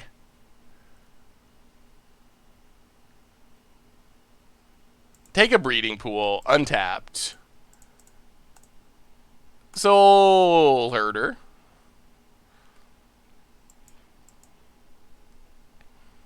Eventually, a Turtle Witness can get back lands from a graveyard, too. Blinking Coiling Oracle repeatedly seems good against Panza. Yeah, definitely not bad, especially if we hit lands. We mostly got to just be aware of Karn. Karn is the card that I'm most scared of. Karn just locking us. Combine land from Coiling Oracle. You can do it deck. You can do it Oracle. We get... Well, Eternal Witness lets us get back land, so that's not bad. That kind of undoes some of our opponent's work. Turning Nemesis is a terrible card. That there are worse things in Modern isn't a reason to put it in Modern. It's just, like, not a very fun card. I don't know if it's the kind of card that people would enjoy having in the format, really. It is very EDH-like. What would you say is the most unexpected ban you've seen in Modern? Blood Moon. Huh. Oh!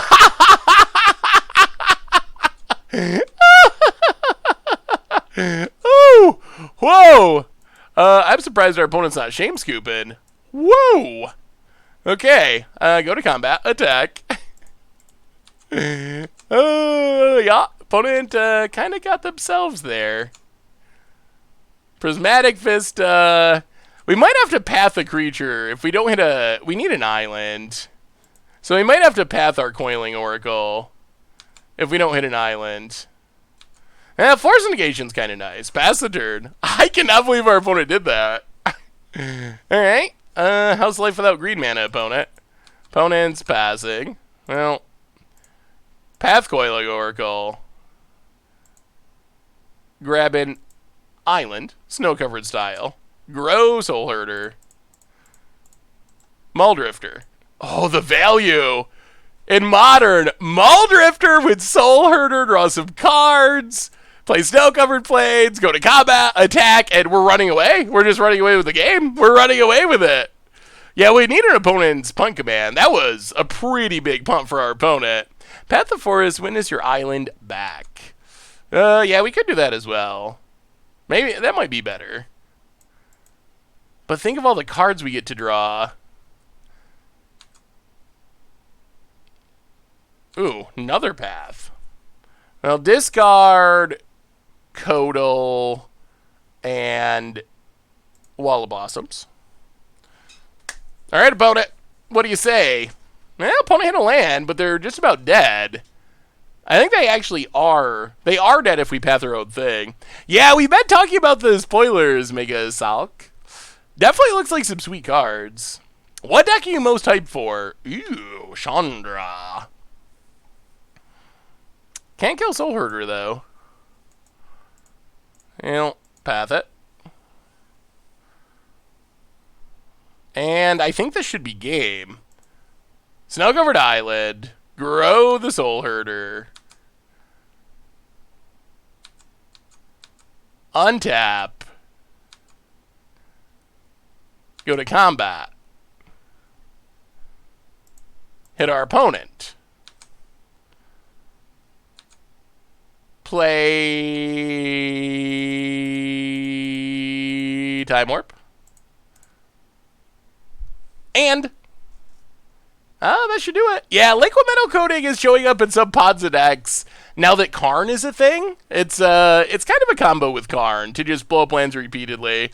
Yeah, opponent really hurt themselves when they blew up all their Utopia Sprawls. Maybe Blood Moon himself to cast Chandra. Big Wave plays make sense. Yeah, the problem was that they lost 2 Utopia Sprawls in the process, so they kind of double Stone Raiding themselves. Maybe it was just unavoidable. That's one of the reasons you want Utopia Sprawl in a basic. Shouldn't Liquid Metal Coating be in the sideboard since Karn can get it anyways? I believe that... I guess, I don't know our opponent's exact deck list. The build that we played that was similar to this was playing 1 in the sideboard and 3 in the main, and was also playing like Ancient Grudges and Pillages. So it was playing other ways to make it work as well. Is this Magic on Windows 98? It's like Windows 2000, I think, somewhere around there. uh, it is basically Magic on Windows 98, or Magic on Windows 98, but it's modern on Windows 98. The problem with Magic on Windows 10, or whatever the most up-to-date version is it's only got standard. Also, it runs really bad. I think it's kind of strange, but I'm pretty sure that, for me at least, and maybe it's something to do with my system or something, but I'm pretty sure that right now, that Magic Online just runs a lot smoother than Magic Arena for me. Magic Arena, whew, it's been so laggy lately. Laggy. So we will bring in Knight of Autumns. We'll trim some Path to Exiles. Maybe trim some Ephemerates. Bring in Disdainful Stroke. What else can we cut? Maybe we can go down one Time Warp. Just got a patch and it seems pretty good. Oh, maybe if there's been an update today, then maybe it is improved. I don't think I have played it since there was a patch, if there was one. I kind of want some number of Celestial Purges as well. Actually, maybe we can just cut Path for Purge. It seems like most of their threats should be purgeable. Inferno Titans. Alright, let's try it like that. Have you used Splinter in liquid metal coating decks before? I have not. That's something that people have talked about a lot. I haven't actually... this hand... it seems susceptible to getting blown out by land destruction. I think we're going to mulligan. Alright, I think this is better-ish. We will put a...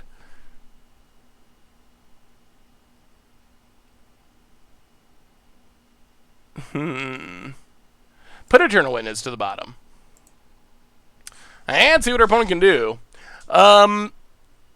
No, I haven't actually played a Splinter deck. I think it's a sweet idea. I'm not sure that it's... I'm not sure how effective it is, basically. I think my question is... It's just so expensive. I think the idea of being able to get all of your opponent's basics is cool, but I think that there's so many matchups where that's not actually that effective in Modern, because people play so few basics. So I could see it being like a sideboard thing. It's definitely really funny, though. Like, there are... If you hit the right matchup where you're playing, like, mono red that has all mountains, you can just pretty much end the game with that combo. When was the last time you upgraded the parts of your desktop? Do we need to counter this? I guess we... Oh, it's so much mana. I'm going to say no. Opponent. They do have a lot of mana. Opponent passes. Well, Prismatic Vista. You. Well, let's see if we're dead. Opponent's got a lot of mana at the moment. Pass the turn. I added some more RAM pretty recently.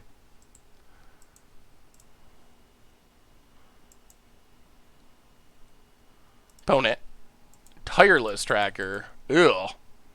We don't actually have a clean answer to that. That's less than ideal. Windswept Heath.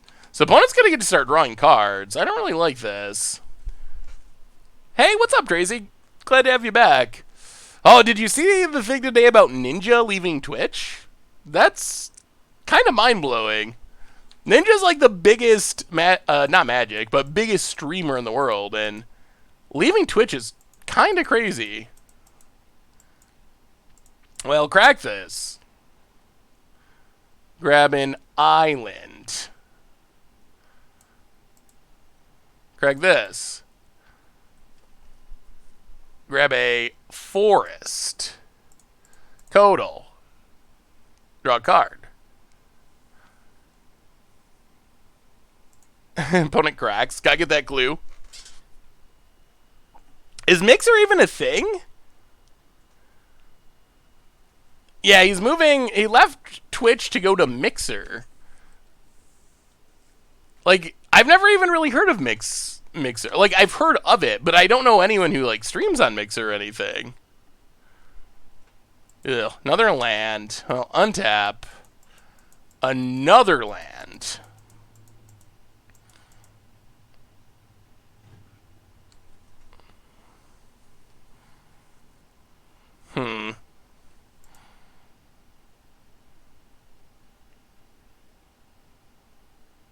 Interesting. Interesting. Well, Misty Rainforest. And I guess we passed the turn. I'm a little worried about our opponent having all this mana, but I think we gotta leave up this Force Negation. Mixer spawned out of Xbox One. It's a thing now. Games like Warhammer cross-stream on it. Interesting. Yeah, I think we gotta leave up Force Negation since we didn't draw another blue card and we've just drawn all lands. Because if our opponent has... I'm still very worried about Karn. Wow. Untap land. Sure. This Tireless Tracker, maybe we should have left in pass. Maybe we were too greedy to sideboard this way. Going to Stone Rain and Island.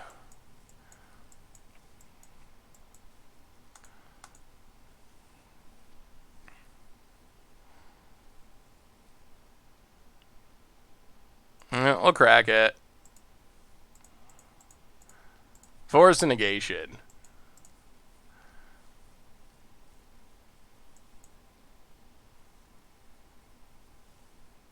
About it. Yeah, maybe we should have left in our pass. He got like 15 to 60 million for it? Oh, well, that explains it. If someone offered me $60 million, I would probably stream on Mixer too. That's a ridiculous amount of money. Opponent, pillage, yeah, going to town with the land destruction. Combat. Gets in, hits us. Sure, down to 13. Time Warp. Well, Night of Autumn. Blow up Utopia Sprawl. And pass the turn. Hey Seth, what do you put the EV of a box of Horizons these days? Ooh. I think that it's slightly positive, but I haven't calculated it super recently. There's a Glory Bringer. Panza, you doing what Panza does. Hitting that LD. And yeah, I think we're in trouble. Yup. Yeah, we'll take our beats. Glory Bringer. Well, maybe... I don't know what our opponent's doing with this deck. Ugh. The Flood. I don't know. The Liquid Metal Coating threw me off, but maybe our opponent's just playing like a bad version of Panza. Like, maybe they're not really built around Liquid Metal Coating. Maybe that's just them being tricky. So Ren and 6, no Ren and 6, and lose your shirt. Opponent. Clues. Yeah, the Tireless Tracker has been a big deal here.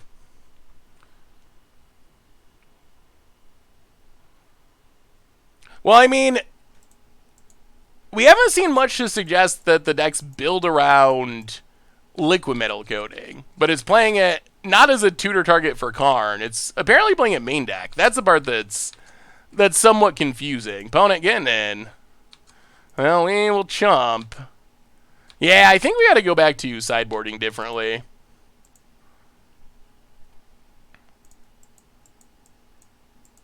I don't think we can get out of this. Well, let's purge Glorybringer, untap, play a land, Time Warp,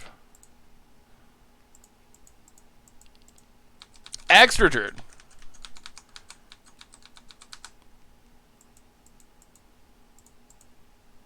Wall of Blossoms. Draw a card.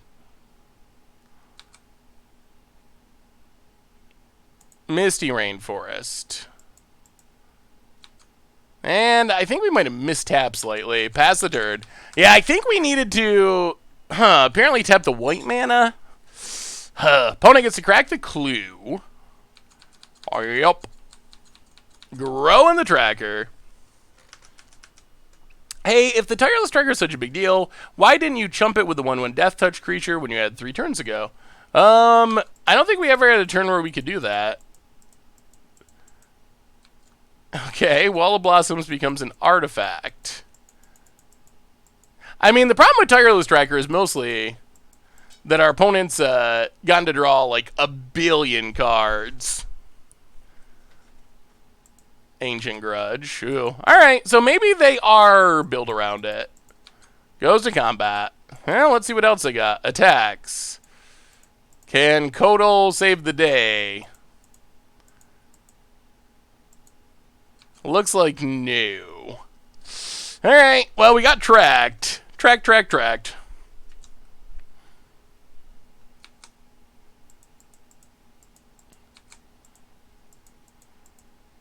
Oh, wait. We actually get to block it? Oh, okay. Well, we're alive. Temporarily alive. It's not over yet. We're fighting the fight. Opponent, Birds of Paradise. Still has a bunch of clues laying around. Well, Crack Misty. Temple Garden, tapped. Come on, Coiling Oracle. Disdainful Stroke. That could be good eventually. Play Coiling Oracle. Draw a card. Maybe... Can we get the Soulherder... Oh my goodness. Can we get the Soulherder comeback? Play a tap land. Leave up Disdainful Stroke. Pass the turn. Eternal Witness. Okay. Unranked play in MTGA is so much better. Can you scoop if the game goes badly? I guess that is true. Opponent. Yeah, I thought they might have removal, but looks like they were just in clue mode. Opponent untaps. We have Disdainful Stroke for most of their big threats. Cracks the clue. Opponent.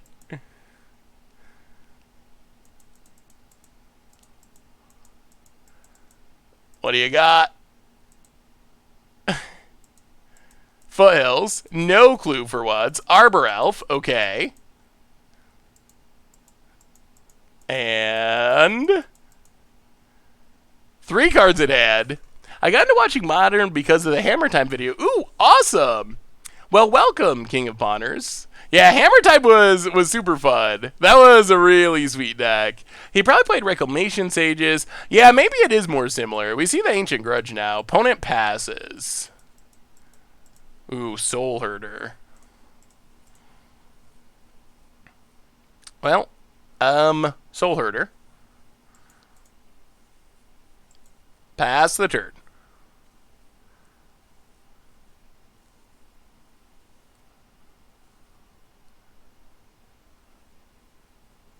Man, we're actually not that far away from going infinite now. We're like a land away?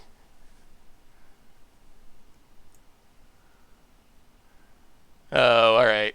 Yeah, opponent's going to use their Ancient Grudge. So we're more than a land away. Ancient Grudge on Soulherder. Yup. Well, liquid metal coating looking good now. Opponent. Are you going to play a non-budget version? We'll probably do a non-budget version at some point, Tracy. I don't know. It'll be interesting. I think it improves to some extent, but I think it's very similar, I think, to the budget build. Opponent, Arbor Elf, combat. Attacks. Yeah, we gotta kill it. Down to 3. Opponent passes.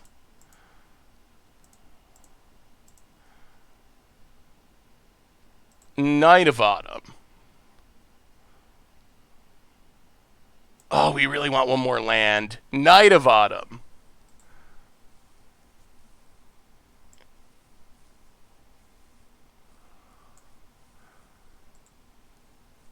Gain 4.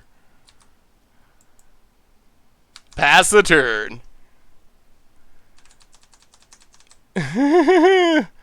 What do you got, opponent? What do you got? Us is a really close game. Opponent, adepts. I think we need to leave up Disdainful Stroke for the time being.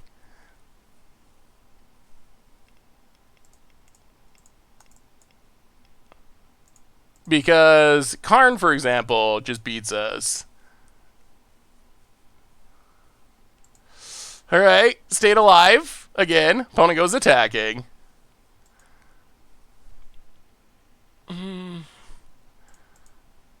We will block. Down to 6. Opponent passes.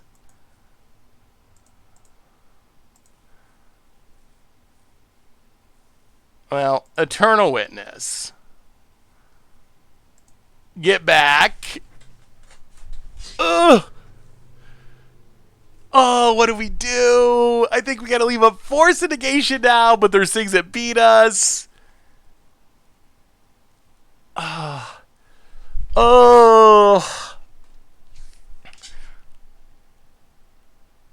Okay, I think we gotta go for it. So get Soulherder.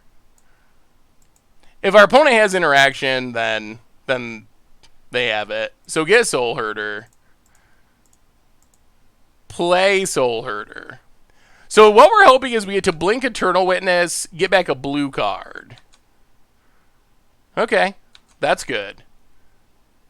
So blink Eternal Witness. Eternal Witness gets back... Let's go Ice Fang Codal.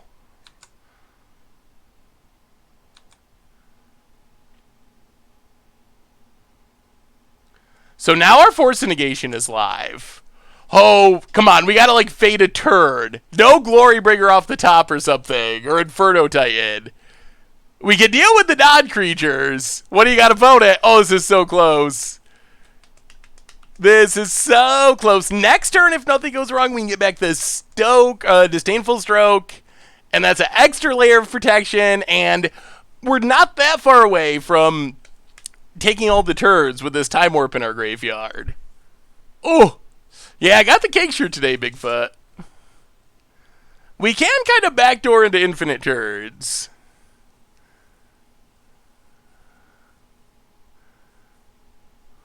Well, Force Negation.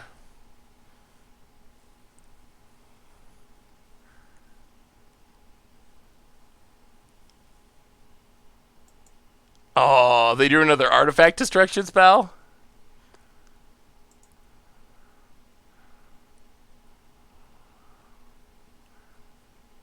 Wow, this had to... Well, let's see what it is. Okay, Pillage. Alright, deck. Alright, give us something. Another Ewit would be good. That's not it. Well, get in with Eternal Witness. Oh, dear. Whiff, whiff, whiff. We need a whiff. We need a whiff. Land for our opponent. Passing. Come on, deck. We have so many redraws.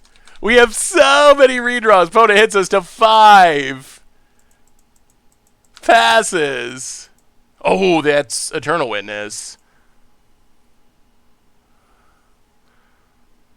Well, Eternal Witness. Oh. Can we go for it again? Okay, Eternal Witness. I think we go for it.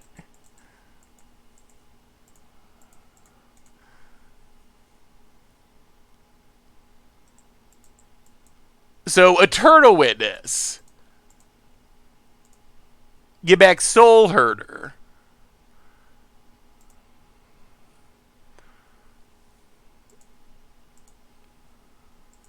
Come on. Come on, no removal spell. Untap. Soulherder. Windswept Teeth.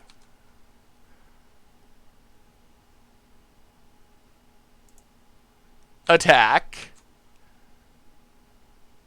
Opponent takes it. Soulherder. Blake Ewit.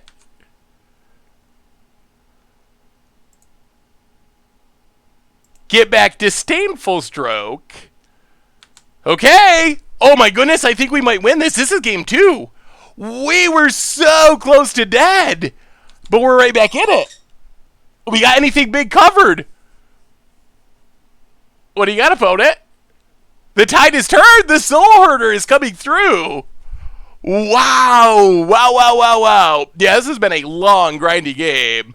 We were so close to dead for so long. I think we need to stay, like, we're not really a combo deck. We can eventually take infinite turns. But I think goal 1 is stabilization. And once we're in a place where we're stable, then we can start thinking about trying to take the turns. But for now, our primary goal is to not die to, like, an Inferno Titan, a Karn. Like, a Karn off the top is really bad. Oh, well, not now that we have Disdainful Stroke, but they have a lot of draws that can just beat us. Walking Ballista. Bolt would get us. There's a Karn. Well, Kragwin Sweepteeth. Snow-covered plains. Disdainful Stroke. I assume... Wow. Not a bait spell? Opponent's just running it out? Okay, opponent passes. We draw. Wall of Blossoms. I'll play Wall of Blossoms. Draw a card.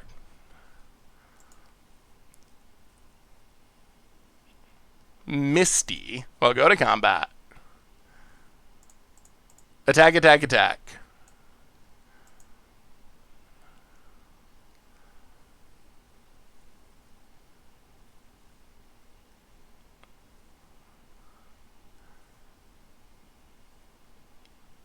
Opponent blocks.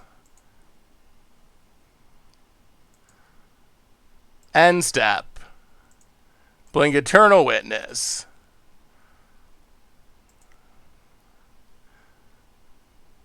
Eternal Witness. Get back Disdainful Stroke again.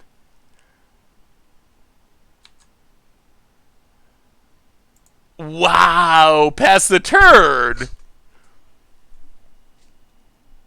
The problem with letting Karn resolve is then our opponent could just pick off a land every turn. And so even if we stop them from hard locking us, they can just Liquid Metal Coating Karn a land and eat away our resources, so it's just too risky to get a Time Warp because we can't cast it immediately. We have to live through a turn, and our opponent, like, Glory Bringer off the top would just straight up, we'd be dead. We would lose a game that we would otherwise not lose. So that's the issue here, is we just can't let our opponent jank us out, which they have potential to do if we don't have Disdainful Stroke. Well, the flickering happens on our end step, and Time Warp is a sorcery. So if we get it back on our end step, we just ship the turn to our opponent, hope we don't die, and then the next turn we can start taking turns. I mean, they might be able to win through Disdainful Stroke, but Disdainful Stroke does shut off a lot of their win conditions. Karn, Chandra, Glorybringer, Inferno Titan, like a huge poor Walking Ballista, maybe? If they cast it, yeah, Walking Ballista doesn't beat us immediately, at least. And opponent scoops it up, and we're up to 3-0. The kids are eating, and the 5-0 Dream is alive with Soulherder playing about as fair as a deck could get in the modern format. Like, literally as fair as it gets. We haven't even actually dropped a game yet. There has been no games lost, somehow. Force of Negation counters everything. The problem with Force of Negation is it doesn't get Glorybringer, Inferno Titan type stuff. Well, this deck seems sweet, and it's fun. Nice. Well, next time, switch the phone sets. I gotta go grill some steaks. Well, enjoy the steak, Skip. Before we get into our next round, a super quick reminder that our sponsor today is Card Kingdom. And if you're looking for some sweet new core set 2020 cards or Commander 2019, which is coming soon, you can snag them over at cardkingdom.com. If you're interested, you can even get a Saffron Olive sticker. Just mention it in your notes. So thank you so much for them for supporting the show. And let's keep the dream going. 2 more matches with potential for a 5-0. Treasure Chest, the glory. Oh, maybe. Fingers crossed. I love your creativity and willingness to try out next. Well, thank you, Macho Taco. I mean, for me, that's what I like about Magic. It's trying different things. That's the main draw for me. Yeah, so far, we're on a perfect streak. I don't want to jinx it, though. I just re-upped my weekly request for standard Hydra Gargos stream or video. Ooh. Yes, we'll have to play some Gargos at some point. In standard, how do you make it work? Like, what do you have to target it with? We should open the chest before we close out. Oh yeah, we always open our chests here, the real Magic Geek. If we win chests, we always open them. Booster packs, we don't. Like, booster packs, the value is so bad. But treasure chest, 100% open rate. And sometimes we just buy chest open when we lose. Because it's fun and addictive, and I like gambling, I guess. I ordered from Card Kingdom last week. Planner Chaos Time Spire bot completed. The sealed collection, Jay Zoller, pretty impressive. You have a super sweet seal collection. Not gonna keep that. Ooh, all right. Well, this I guess we'll keep this. It's not super exciting, but we can put an ephemerate to the bottom and have a force of negation. Hopefully we draw a 2-drop. That'd be nice. Flooded Strand, go.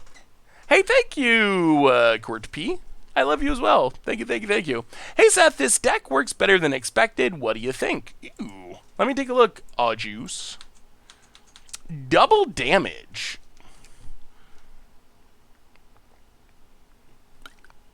Cavalcade Calamity is a powerful card. Powerful card that doesn't really see play, but it is a powerful card. Blue-white control, maybe? Opponent passes. Well, let's snow-covered forest. Go. It looks super budget-friendly, Aw Juice. It's like $28, so that's about as cheap as it gets. I mean, we had success playing Cavalcade Calamity in an aggro shell before, so I could see it being fairly effective as just like an all-in aggro deck. I almost forgot you were streaming tonight. It's not on the MTGGoldfish website. Hope you're doing well tonight. Oh, it's not on the website? Huh. Wow, that's weird. Oh, I think it's, we've been doing a bunch of updates on the website in the last couple days, so I'm assuming the stream functionality is just not back up and running yet. Yeah, let's crack this. But it'll be back on the site in the future, I'm sure. But yeah, if you've noticed any weirdness or clunkiness with the site, we've just been doing some updates. We'll take Breeding Pool, I guess. Tapped. Untap. Snow-covered plains. Yeah, sure. Eternal Witness. Get back our land. I do like in this deck we can just kind of run out Eternal Witness because we can always get it back in the future anyway, or like ephemerate it. We can do all these tricks. Is there any deck that you haven't played? Oh, I'm sure there's plenty. There's so many decks. Magic has almost infinite possibilities when it comes to decks. So, yes, I know that there are. Off the top of my head, I'm not sure what they are, but yeah, there are decks I haven't played. Have we ever played Infect? Maybe we haven't ever played Infect. Opponent passing. Well, crack this. Grab a Hallowed Fountain. Tapped.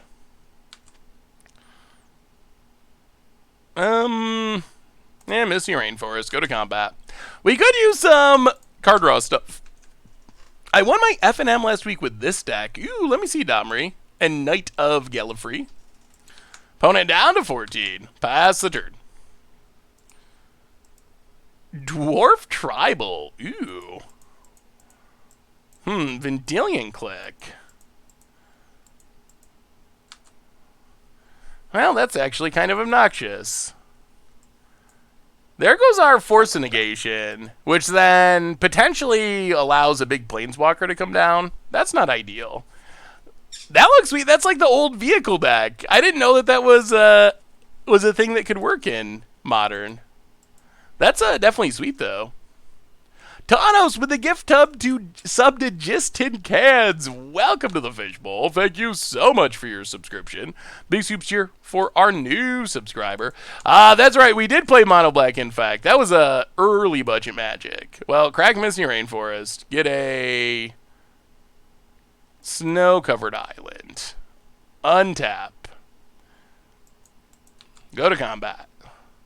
Now we're kind of drawing all the lands. Get in with Eternal Witness. Opponent's going to do Path. Sure. Well, take a snow-covered forest. Play Prismatic Vista. Deputy of Detention.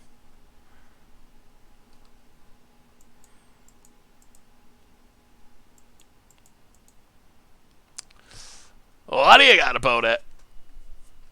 Yeah, Thanos is giving away so many gift subs.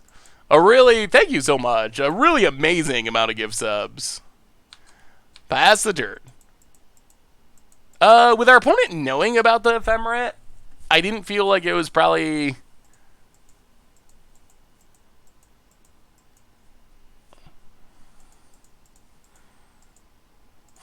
Cryptic.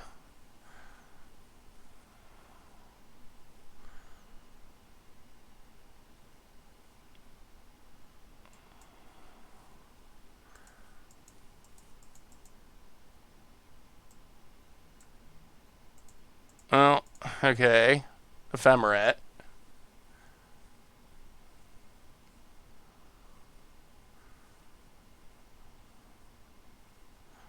Whew! Wow. All right. Opponent's got it all. Got it all. What do you think about Eldrazi Tron? It's definitely a very strong deck in Modern. It's not a deck that I really enjoy playing, but it's definitely a top-tier, very strong deck. Oh, so many lands! All right. Yeah, we've drawn an absurd number of lands this game. Opponent. Combat, attacks, gets it. Down to 10. Plays a horrible big Planeswalker. Narset, yup. Takes down Narset. Hey Seth, but thinking about replacing Court of Calling with Eldritch Evolution and Finale of Devastation, what do you think is better or faster for this deck? Oh boy. Now we draw Force. Well, Deputy of Detention.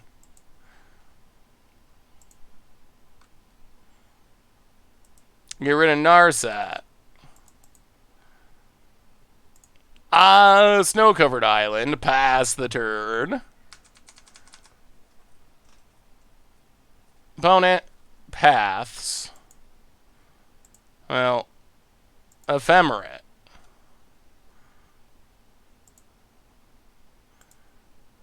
Get rid of Narset.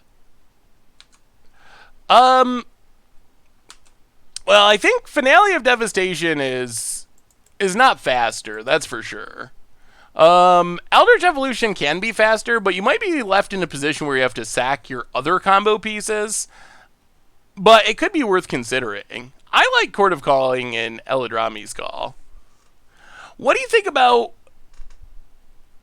the other Eldrazi decks? Bant, Green-Red, etc. I think that Eldrazi Tron is definitely the dominant version right now.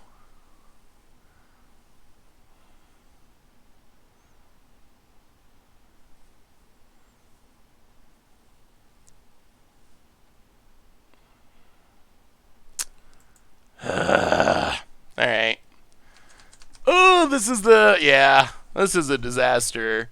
I actually managed to brew a deck similar to this when Horizon Spoilers were rolling out. Glad to see it was performing well. Yeah, definitely performing well, though this game is definitely not going well. This game is not even going a tiny bit well. This is going 0 out of 10 well. Although we have drawn way more lands in this control deck. Alright.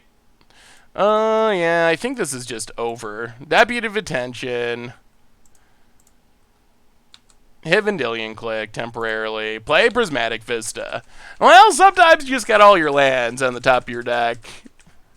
I've been having success with this brew. Ooh, let me see, Phoenix.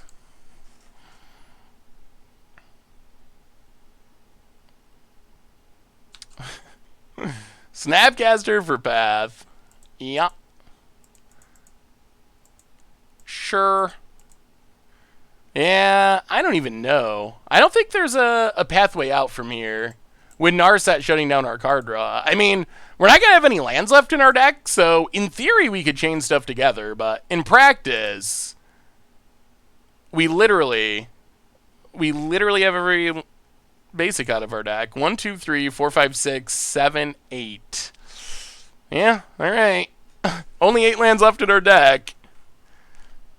Yeah, our opponent's drawn the right mixture of lands and spells, and we've just drawn no spells. Like, we've drawn 1 Eternal Witness, a Deputy of Detention, 2 Ephemerates, and that's it.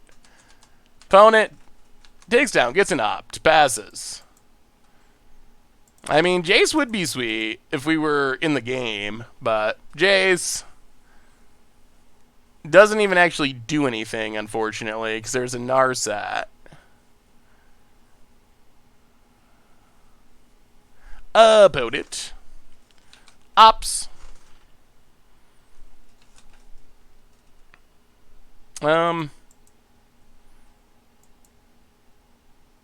So we can't brainstorm.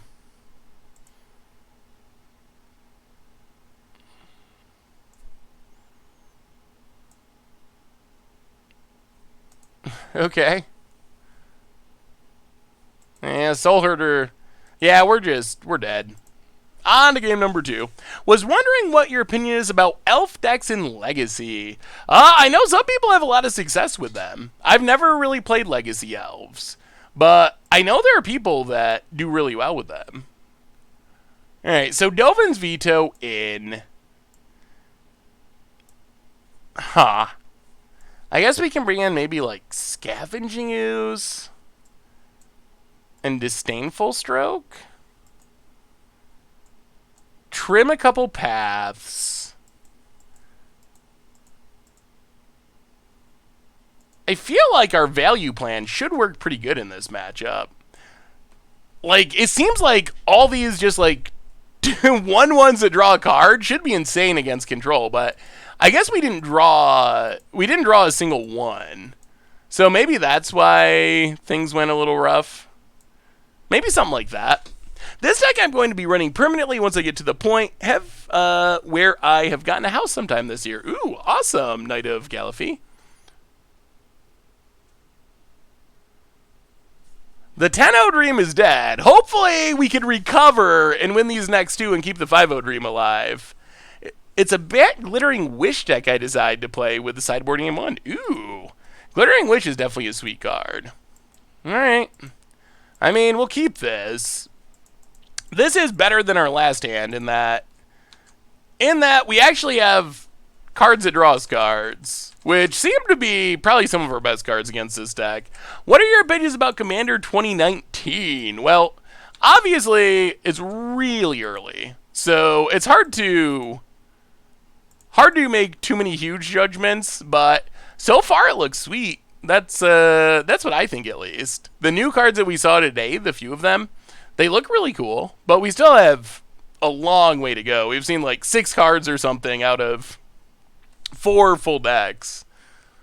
Still definitely doable. Deputy just feels awful versus Bounce and Creature Removal Tribal. Yeah, that is that is true. But it is a way we can potentially get rid of a Planeswalker, at least temporarily. Well, let's Codal. Draw a Wall of Blossoms. Play Temple Garden. Go to combat. Get in with the Codal. Hit our opponent. Down to 17. And Wall of Blossoms. No sense in leaving up Disdainful Stroke since our opponent's only got 3 mana anyway. Draw a card. Ooh, boy. We have all these Time Warps. Pass the Codal. Well, that actually means we could start Time Warping, depending on what our opponent does. That feels a little greedy. Opponent. Island. Narset. Takes down Narset. I guess this means we don't have a clock for Narset, which is bad. And they could have Force Negation. Opponent has Path to Exile. Passes. Well, play Snow-Covered Plains. Play Eternal Witness. Get back to land. Pass the turn. Yeah, we don't really have any... We can't really generate any value from the turns, though. Like, we're 5 mana exploring, essentially. Because we don't have any creatures or any pressure. So it doesn't feel like just running out the turns is that helpful there. Opponent... Passing. Well, we will Ice-Fang Codal. This is going much better, though, compared to last game, where we just did nothing. We're actually doing things. Draw a card. Prismatic Vista. Force Negation. Well, play the land. Go to combat. See if we can kill Narset.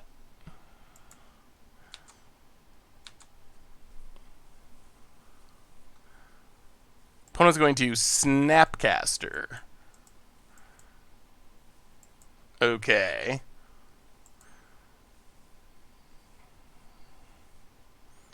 Ugh. Does this mean we don't get to kill Narset still? Alright. Yup. Take a land.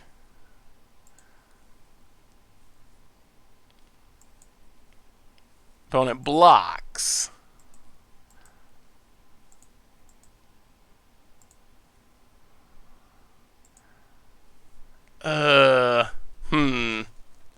Yeah, we're getting the lands out of our deck. We're pulling ahead on lands. This Narset is actually super annoying. Super, super, super annoying.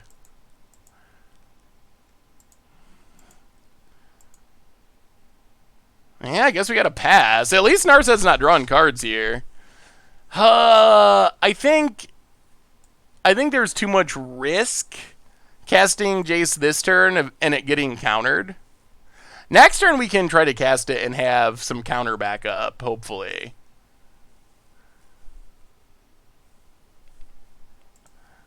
Jace is really all we got going on at the moment, so I think we need to try to do it with protection. Get a Hallowed Fountain tapped. Untap.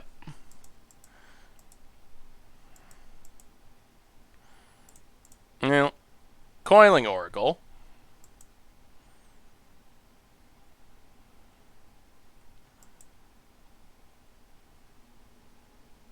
Opponent ops.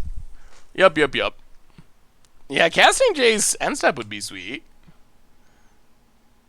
We need our Leyline of Anticipations. Well, Coiling Oracle number 2. Pretty sweet that they don't care about Narset. Trigger. Play Prismatic Vista. Alright, pass the turn, and we're pulling ahead on mana. Now, having so much more mana than our opponent is probably going to be helpful. We're going to make it really hard for our opponent to keep this Narset alive and hopefully just take over. Here's a list for Bant Hero Wish. Ooh, let me see, Knight. Opponent has another Narset.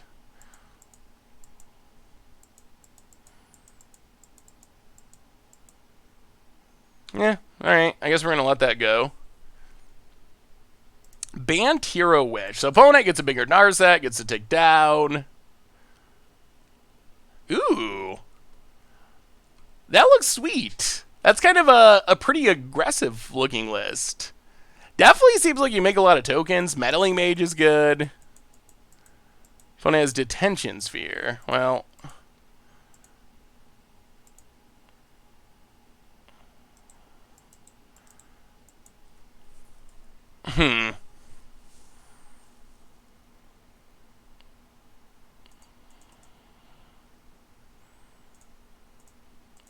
Yeah, I think we're going to force a negation. Force a negation, Detention Sphere. Opponent, passing. Yeah, that looks super sweet, Knight. So, Crack Misty. Keep thin in the deck. Crimstyle. Snow-covered Forest. Prismatic Vista. Snow-covered Island. Untap. Ooh, there's Soulherder. Go to combat. Hit an Narset.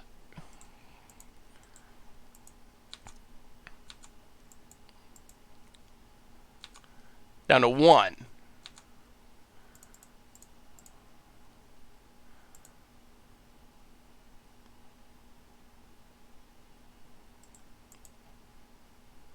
Play Jace.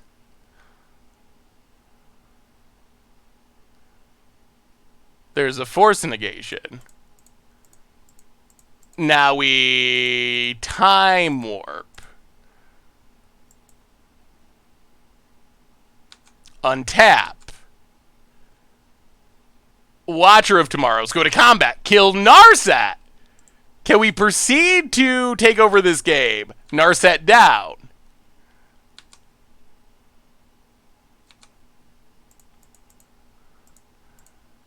Time warp.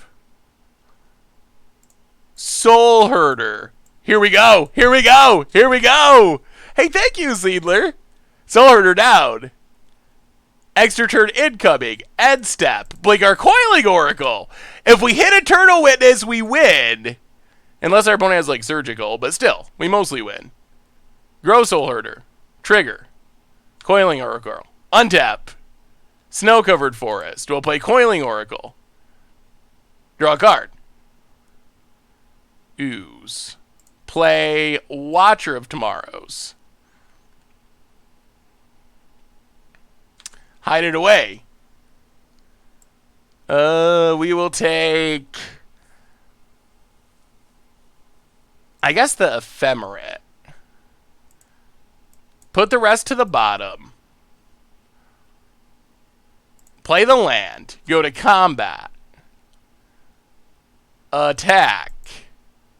Hit our opponent.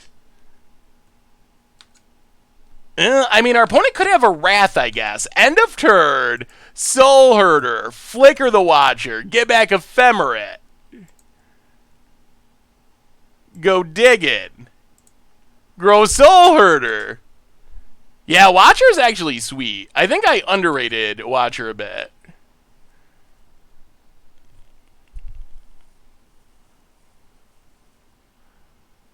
Take Disdainful Stroke. And pass the turn. Do you have a sweeper opponent? That is the question. You need a Wrath. You need a Wrath. Oh, hopefully there's no Time Wipes or Wrath of Gods or anything. The value train is rolling. This is what the deck can do when it gets going. Yeah, Verdict would be a bit of a blowout. Path on Soulherder.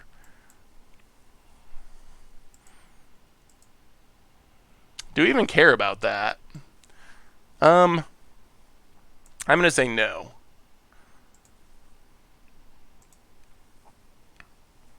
Okay. Get a land. Opponent. Passing. We untap. Oh, Muldrifter. Not a card you see in Modern too often, but that's a good target for Ephemerate. Play a land. Do we even have lands left to get? We might be literally out of lands. We are. Oh, all right. That's slightly embarrassing. Go to combat. Attack. Hit our opponent. Please no settle the wreckage. Opponent down to 7. Yeah, pass the turn. Opponent's only got 2 cards in hand. They can start strip mining us, I guess, now that they know we don't have a land left, but... Oh, we're not going to shame scoop. I think we're shame winning. Any thoughts on my Jeskai Flyers? 8-0 so far. Ooh, that's a good record. Let me see, Phoenix. Jeskai Flyers is a perfect name for someone named Phoenix. Yeah, so there's a strip mine. Opponent. Going to strip mine. Well, we will Ephemerate Muldrifter.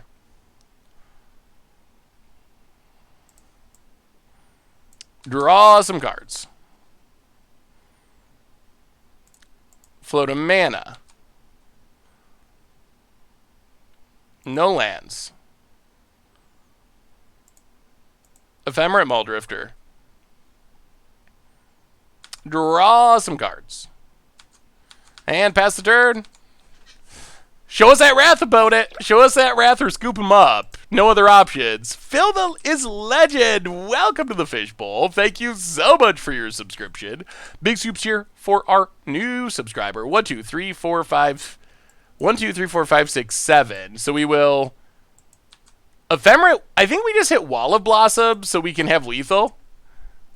Wall of Blossoms. Blink it. Draw a card.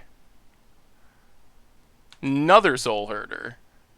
Blink Wall of Blossoms. Draw a card. Play Scavenging Ooze to get rid of that path in the graveyard, potentially. Jeskai Flyers. It looks pretty sweet. Alright, opponent does have the Snapcaster for the path, so they're staying slightly alive. But in reality, I think we got them. 19 cards in our deck, we've drawn almost the whole thing. Wow, okay. Well, go to combat. Attack.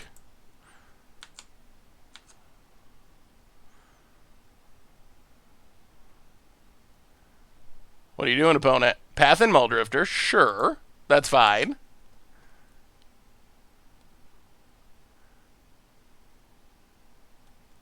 Blocks Watcher, also sure.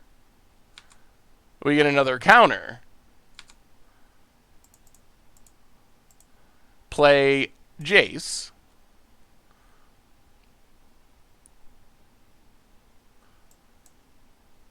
Opponent has Force Negation. Okay. I'll play the land. Pass the turn. Lethal on board. No cards in hand. Can our opponent top deck us or are they done? An opponent scoops it up, and the 5-0 dream, it remains alive. We gotta win this one, and we go to 4-0. Whew. Not bad, not bad, not bad. Oh, man. This deck is fun. This deck is super fun. Yeah, I like the Jeskai Flyers deck, Phoenix. That looks pretty solid to me. I was playing Blue-White Spirits. This kind of reminds me of that, except not tribal-based. And, of course, Jeskai, but seems like a good set of creatures. I wonder if Hanged Executioner is worth it. Even though it's not a Spirit Tribal deck or anything, but just 2 bodies with flying and, like, fringe upside with removal with favorable wins in Empyrean Eagle seems good. Ooze is underwhelming. Yeah, it's not insane by any stretch. But it does give us a way to get rid of, like, Snapcaster targets. Deputy, I think I'm going to keep Deputy. I think being able to snag a Planeswalker is worth the hassle. Well, okay, we got Force Negations. Force Negation is decent here. Well, here we go. Opponent, tap land. Passes. We will also tap land. Pass. Thragtusk. Yeah, Thragtusk might be alright. Opponent passes. Yeah, let's Windswept Heath. Go. This has been a battle. Opponent ups. I think our opponent kept a bad land hand. But they leave a card on top, which I assume is a land. I think they kept a pretty clunky amount of lands. Hallowed Fountain. Untapped.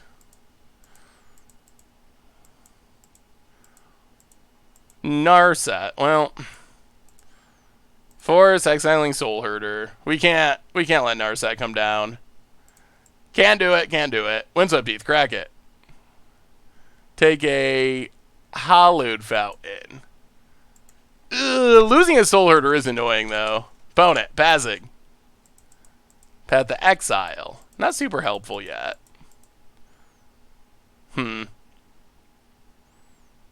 Snow-covered island. Oh, we might have got the wrong land. We probably should have got a green source. That might have been a punt. Opponent, plays a land. Narset. Well, Force of Negation.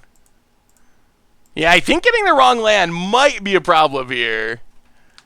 Narset number 2 down. Opponent passes. We draw. Dovin's veto. Well, play the land. Pass the turn. Yeah, we needed to get a green source with that fetch land. Definitely deserve a punt for that one. Opponent, what do you got? Veto's good, though. Opponent passing. Land. Misty. Alright. Misty Rainforest. Crack Misty Rainforest.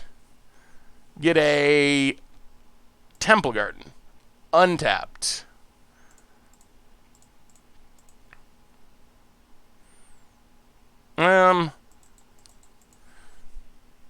And do we run it out? Yeah, I guess we do. Eternal Witness.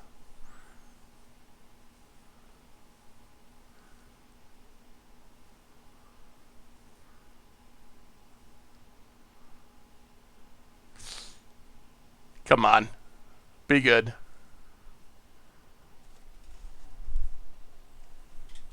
Oh! Oh boy. Oh boy. Do we veto? I don't know. I've been having success with 4-color snow control.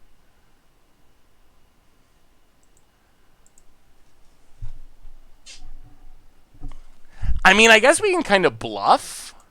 I think we're going to do it. So, counter the Cryptic. Eternal Witness.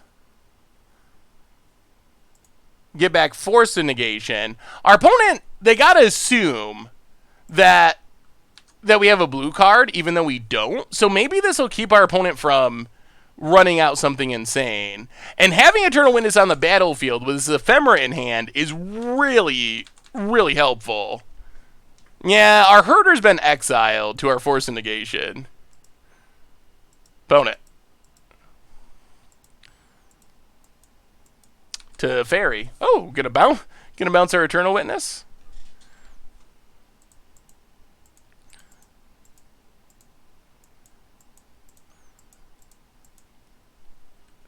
The Snow Control deck looks good.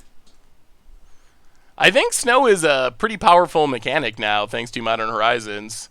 Arkham's Astrolab, pretty good. Pretty good. Opponent, taken up to Fairy. Passes.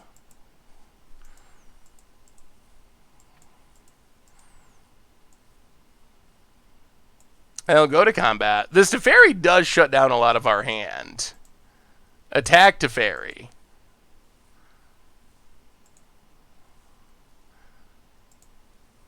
Down to 3. Coiling Oracle. Trigger. Get a land.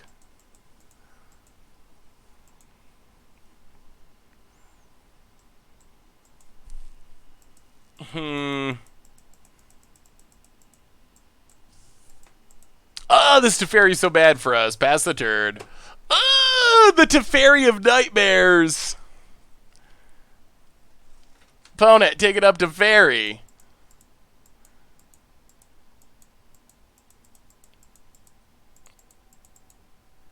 It's shutting down so much. Yeah, no music today. We have music with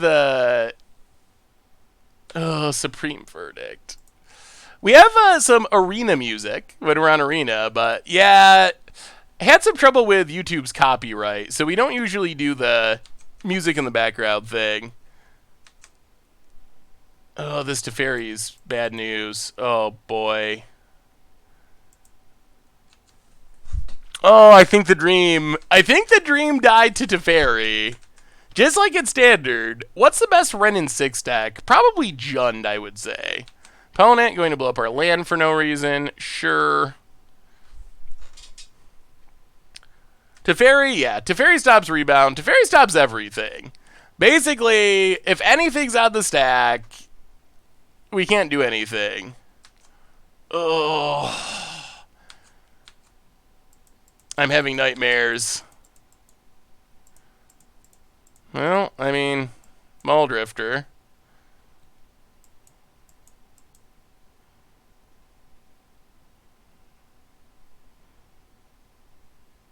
Please be good. Draw 2 cards. Prismatic Vista. Crack Prismatic Vista.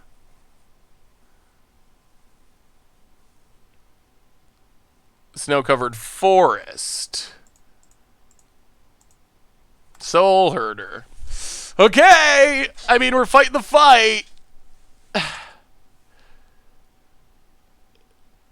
Snapcaster for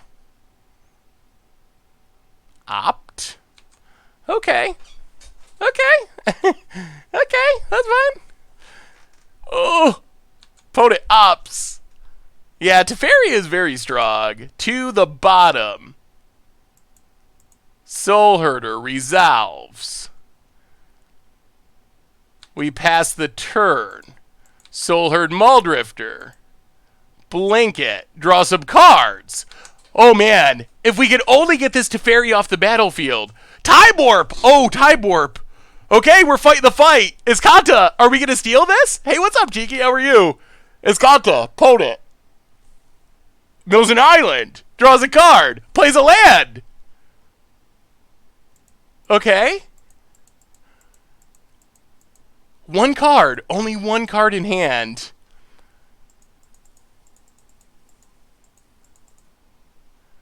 Oh my goodness. Picks up the... Oh, gonna Snapcaster Supreme Verdict. Okay. I think this works, though. Hopefully.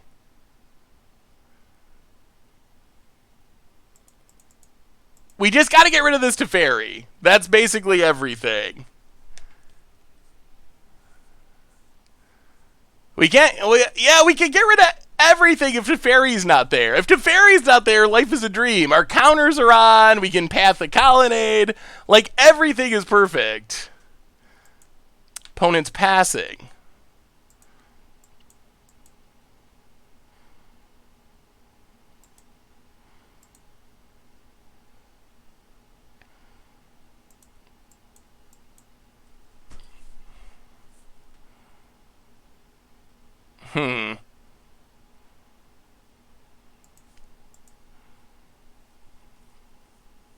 Well, let's Scavenging Ooze.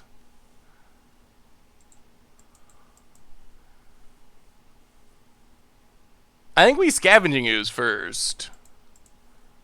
Scavenging Ooze. Snapcaster.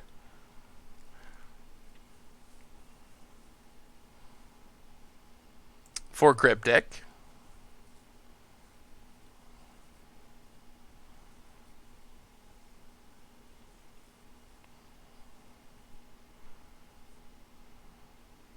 Well, we'll see how well our opponent is drawing. Scavenging Ooze. Comes down. Caromatic, welcome to the Fishbowl. Thank you so much for your subscription, and thank you for the resub. Big scoops here for our re-subscriber. I'm glad to have you, Caromatic. Yeah, the Time Walk is what we're actually kind of playing towards.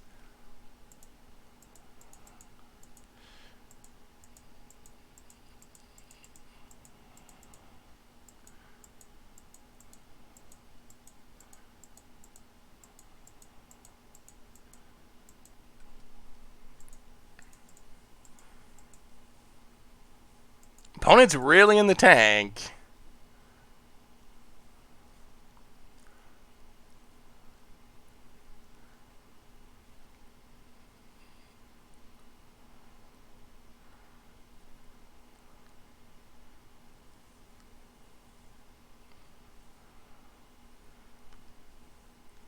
Cryptic.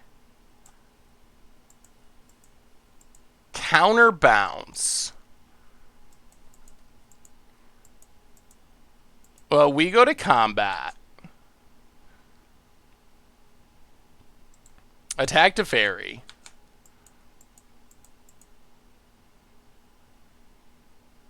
Come on. Come on. Oh, to fairy down. Okay. Okay, okay. That's what we wanted. Play. Man, do we just go for Time Walk? I kind of want to go for it. Yeah, let's do it. Time Walk. Resolves. Ephemerate on Muldrifter. Oh, I think we're going to 4. I think we're going to 4-0. Another force. Play the land. Untap. Extra turn. Ephemerate. Double force in hand. Bounce the Muldrifter. Draw some cards. Another force. Well, play the land. Play Soulherder. Play Watcher of Tomorrows.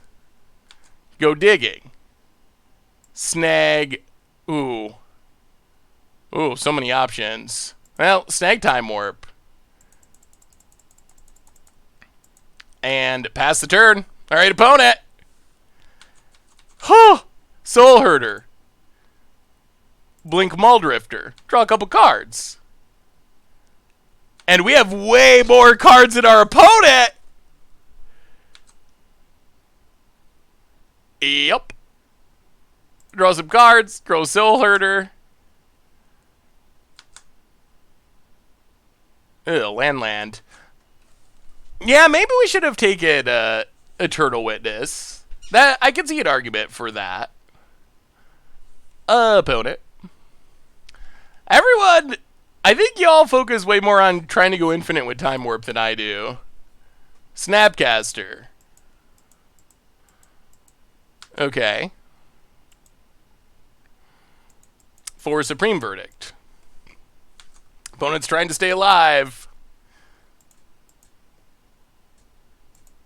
Supreme Verdict. Sure. One card in hand. And we still have ways to assemble this and just win. Opponent. Passing. Well, crack Misty Rainforest. Oh, boy. Back to being out of lands. All right. Ice Fang Codal.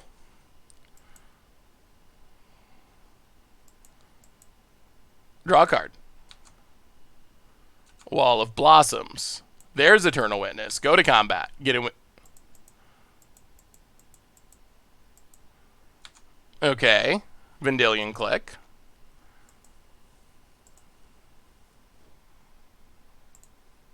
Now, Path Exile. Take your choice, opponent. Take your choice. We're a Soulherder away. A Soulherder away from wrapping it up. Opponent. No cards in hand. Can they beat this hand? Can they beat it? Even if they take the Ewit, that's fine. We'll find it again. Takes Ewit. Oh my god, it's a Jace. That's also good.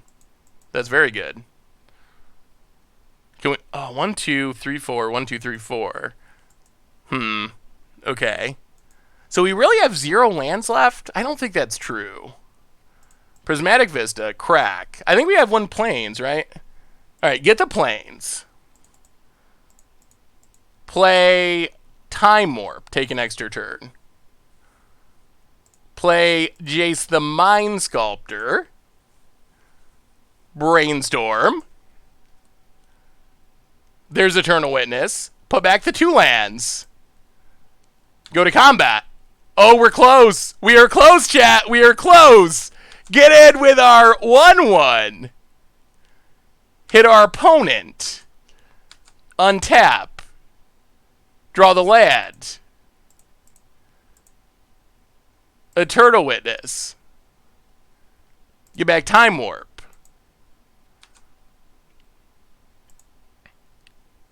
Windswept Heath. And opponent scoops it up! And we're up to 4-0! 4-0!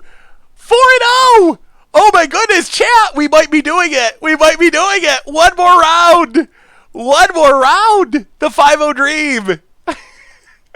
Oh, this deck is sweet! Soulherder! Okay. One more. The kids are eating for sure, but can we close it out with a perfect 5-0 record? Yeah, we've 5-0'd in the past. We usually play janky decks, so we don't 5-0 super often, but it's always sweet when it happens. One more, and we haven't played Hogak once.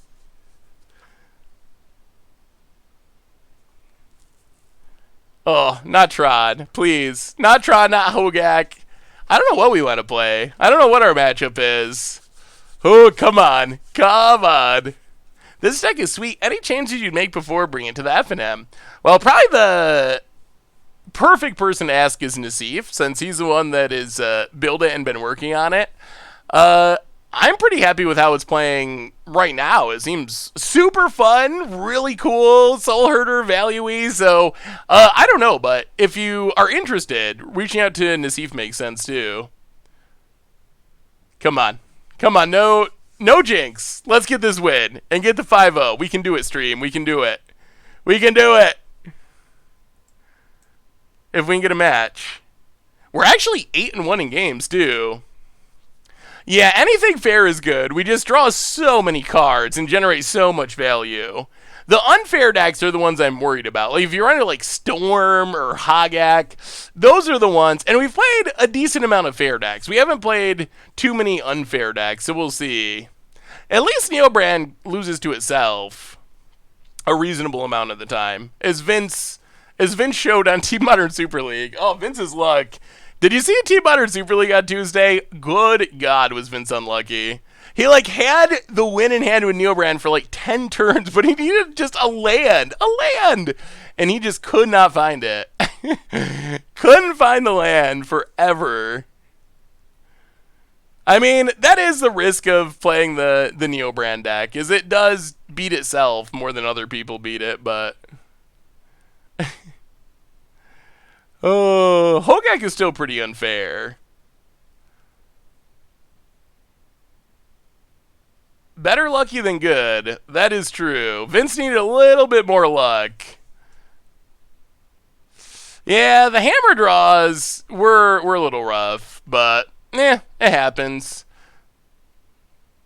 All right, here we go, chat. How often do you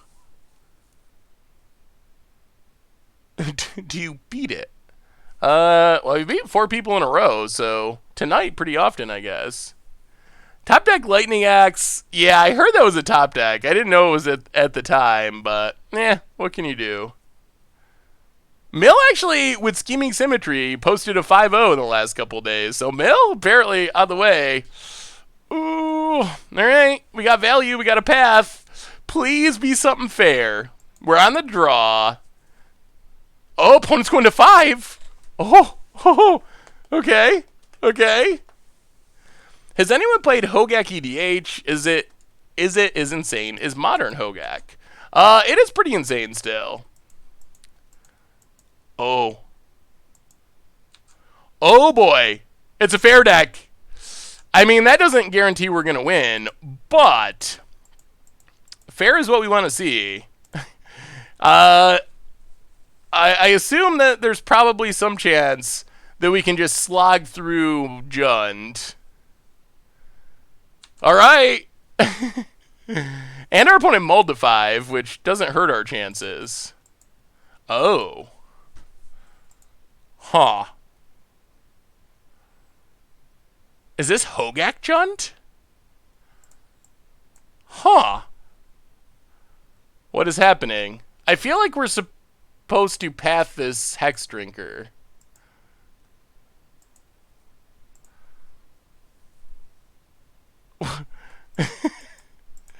Hey, yeah, I mean, we're gonna path it so they can't, like, mill a Hogak and cast it, but what is happening? What is happening? Unearth Inquisition Thoughtseize. I don't know. I guess we'll find out one of these days. Well, Misty Rainforest. Ugh. Yeah, let's crack it.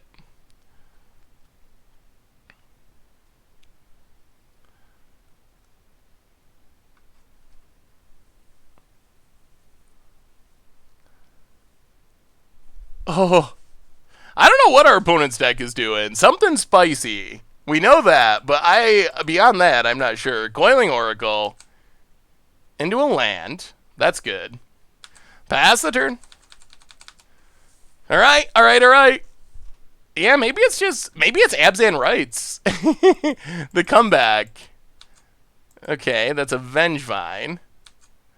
Opponent. Combat. Attacks. Well, kill this. Drop to 12. Flooded Strand. Crack it. Snow-covered island. Eternal Witness. Get back Path to Exile. Is this a Hogak deck? I don't know. I don't know what's going on. Bone it. 3 cards in hand. Yeah, maybe it's just a bad Hogak draw. Combat. Opponent. Well, path you. This usually Hogak is red though. I don't know if I've seen a straight green-black Hogak deck. Does not usually run on Earth either. I don't know what's happening. Go to combat. Get him with Eternal Witness. Opponent. 15. Oracle. Ooh, Ephemerate. That's good. That's really good. Pass the turn. Oh, I think we're gonna be one game away. One game away from a 5-0. Yeah, some sort of reanimation graveyard thing. You don't play Satyr Wayfinder unless you're graveyarding.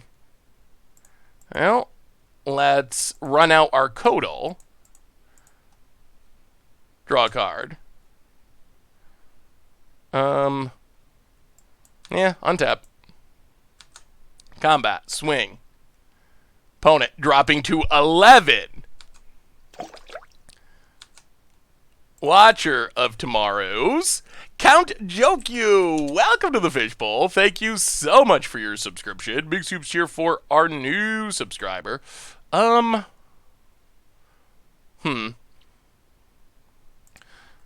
I mean, we'll take Force Negation. I don't even know. I don't know what to expect. I don't know what's going on. But I don't mind having a Force Negation, just in case. Opponent untaps. Peatland. Sacks it. Draws.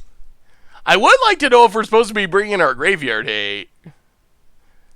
And opponent scoops it up. Okay. I have no idea how to sideboard. I mean, we won that game. I have no idea. Watcher of Tomorrows is so funny with the key wording entering the battlefield tapped. Yeah, that is strange. Yeah, opponent flooded out. We did help him with the pass a little bit. Oh, we did not see that much of our opponent's deck for sideboarding purposes.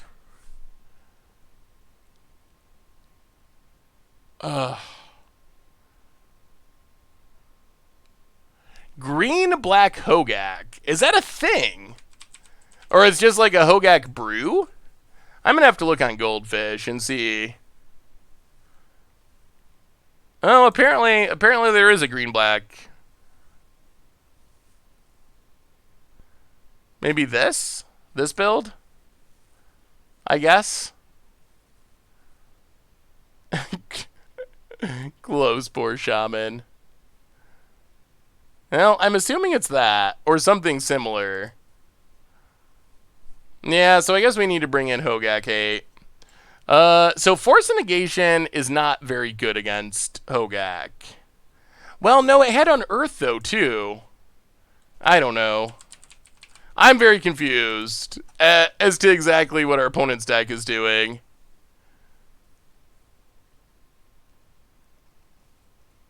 Alright, so we better sideboard. Force and Negation's trimming. Rest in Peace in. Stonehorn Dignitary in. Surgical Extraction in. Yeah, I guess we take out all of the forces. What else do we cut? Boy, I wish I knew on Crypt. It's close. Ooze seems good, I would assume. We can probably trim, like, Wall of Blossoms. Maybe a Celestial Purge.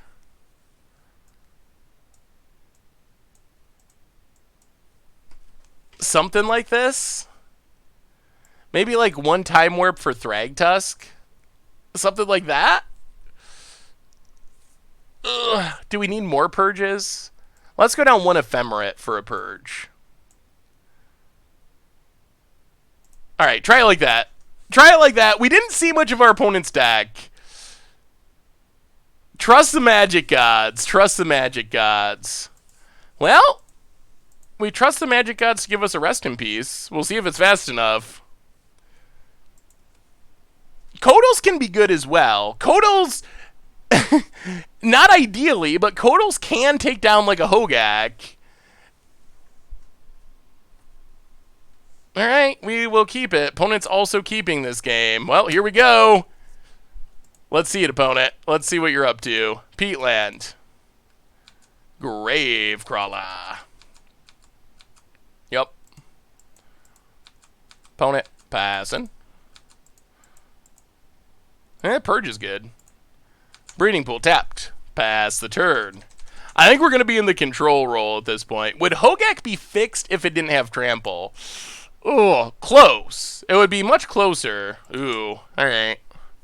Well, there goes our rest in peace, I assume. Yup. Windswept Teeth. Cracks it. Opponent is down to 4 cards in hand, though, and eventually we could get it back.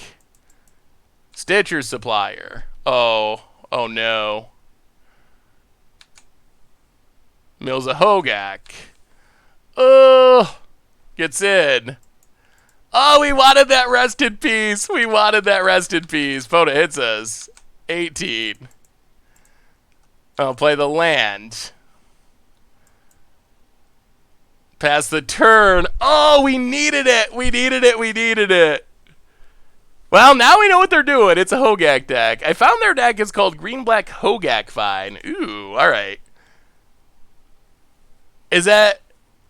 Yeah, maybe it's that one. I don't know. Collective Brutality. Well, crack this. Temple Garden. Untapped.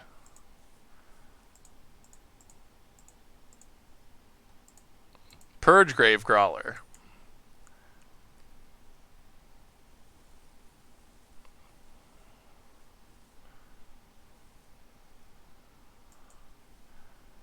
Opponent Fatal pushes the Gravecrawler. Ugh. Okay.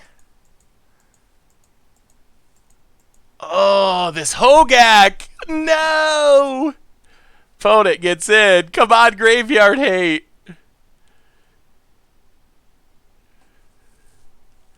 Well, Hogak's coming next turn, unless we draw Graveyard Hate. Opponent hits us. 14. Passes. Soulherder. Well, Kodal. Surgical or land? Those are our best draws. Well, it's a land. Ugh, it's so slow. Pass the turn. Opponent untaps. Gravecrawler. Hogak. Alright, alright, alright. Yup, that's an 8-8 trample. Wow, that's a lot of discard. That is a lot of discard. Okay. Takes Eternal Witness. I'll crack this. Snow-covered forest. We don't even have Death Touch either. Opponent passes. Oh. Ice Fang Codal. Draw a land. Play the land. Pass the turn. Oh my goodness, this is going to be close, chat. What do you got, opponent? We are getting stomped. Stomp, stomped. 2 cards in hand. Oh, if only our Codals had Death Touch.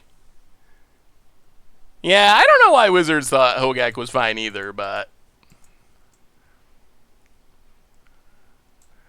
I mean, I guess we get Death Touch cracking our fetch land, so we should be good.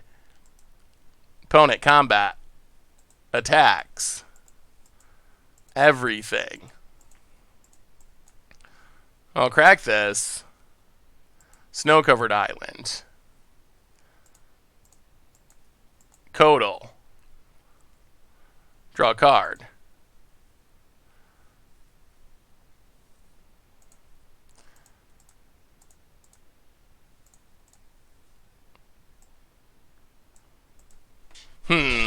Interesting blocks.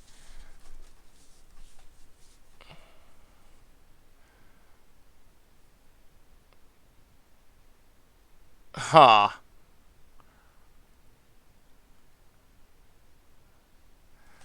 Oh, this is really tricky.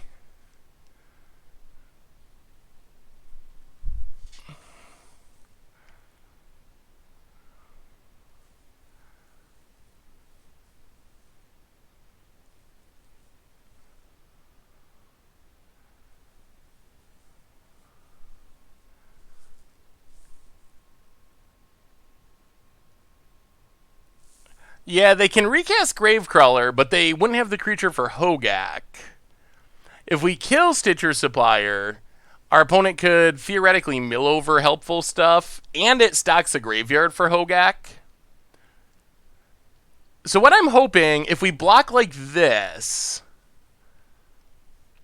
we take 7, 8.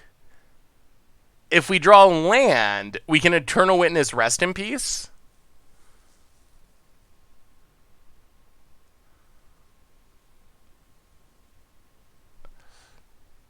Does killing the last zombie seem superior? Like, killing this zombie gives our opponent the ability to potentially recast Hogak. Yeah, we're going to block like this.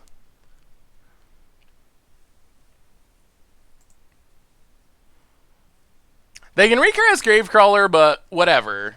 Hopefully they can't Hogak.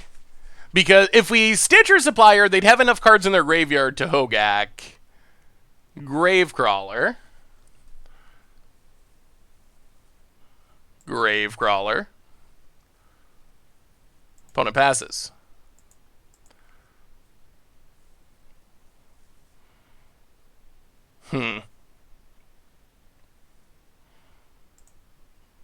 Well, play a land. Eternal Witness. Eternal Witness. Rest in Peace. Rest in Peace. Nuke the graveyards. Can we stabilize? Oh, opponent. 2 cards in hand. Land, untapped. Sounds like a Vengevine. Oh my goodness, what a draw. What a draw for our opponent. Goes to combat. Attacks with everything. block, drop to 1. But we need a top deck. We need a top deck.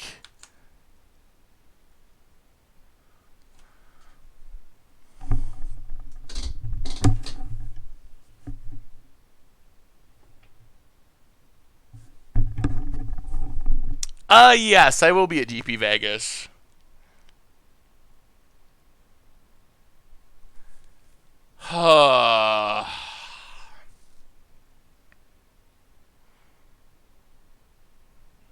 Well, jeez.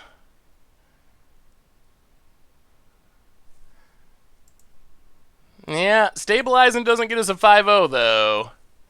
Play Jays. Brainstorm with Jays. Yeah, there's all the lands we needed. Put back a land, put back a land. Snow-covered plains. Well, I don't think there's any chance our opponent misplays here, but... Polluter Delta. Combat. Yep.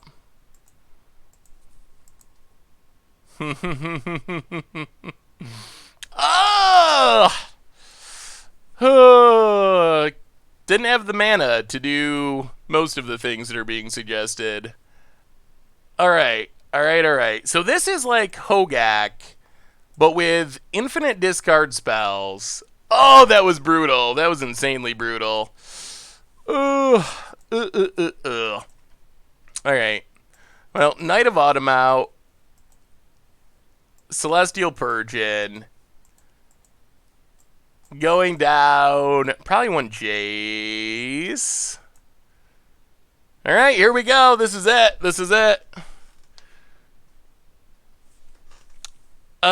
But Purge and Herder require 2 white mana, and we only had 1 white mana, so. Well. Alright. We'll try this. We don't have Graveyard Hate other than Slow Ooze, but we do have multiple answers. And we are working towards an ooze. So, all right, this is it, chat. This is it. This is the whole league of the 5-0 coming down to this one match. Yeah, we didn't have the lands until after we brainstormed with Jace. Then we hit more lands. Vote it.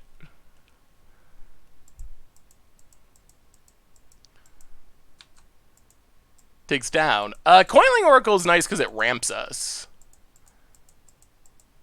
And Hex Drinker. Well, Crack Misty. Take a Breeding Pool. Tapped. Opponent passes. Oh, play a land. Play...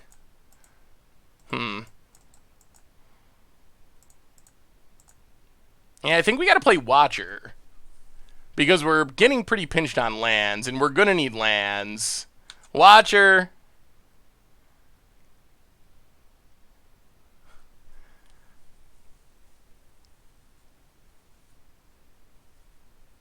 Hideaway.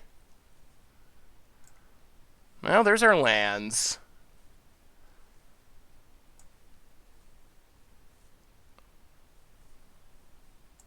Take Temple Garden.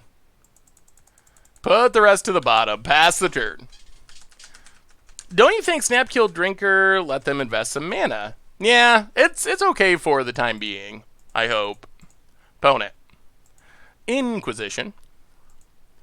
Has options. Takes Path to Exile. Gets it. Down to 17.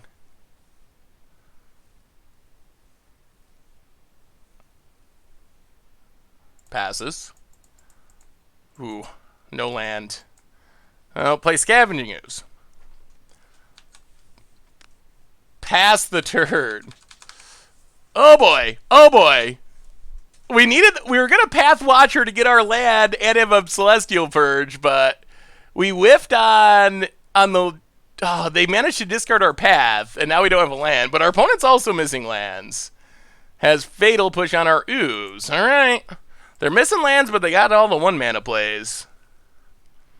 Opponent passes. Alright, pass the turn. Oh, is this how the dream dies? Is this it? Is this it? Oh, opponent top decks a land. And wins the game. Inquisition.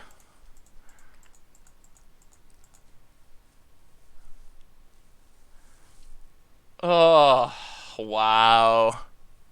Wow, come on, deck.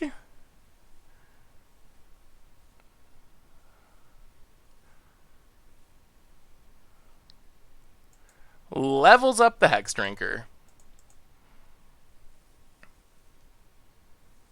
No attacks. Well, there's a land. Misty. Crack it. Snow-covered island.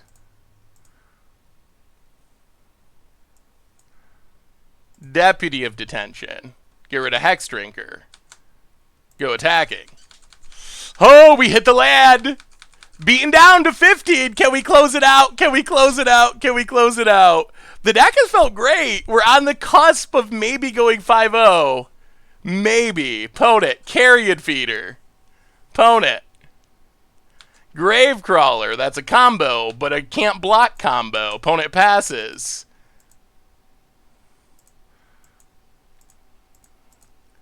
Well, Icefang Codal. Draw a card. Get in with Watcher of Tomorrow. Opponent down to 13 past the turn. Oh, maybe we should have shocked ourselves. Opponent. Scavenging Ooze. And they have Hogak. They don't have enough cards, right? They do, apparently. Okay. Okay. Well. Soulherder.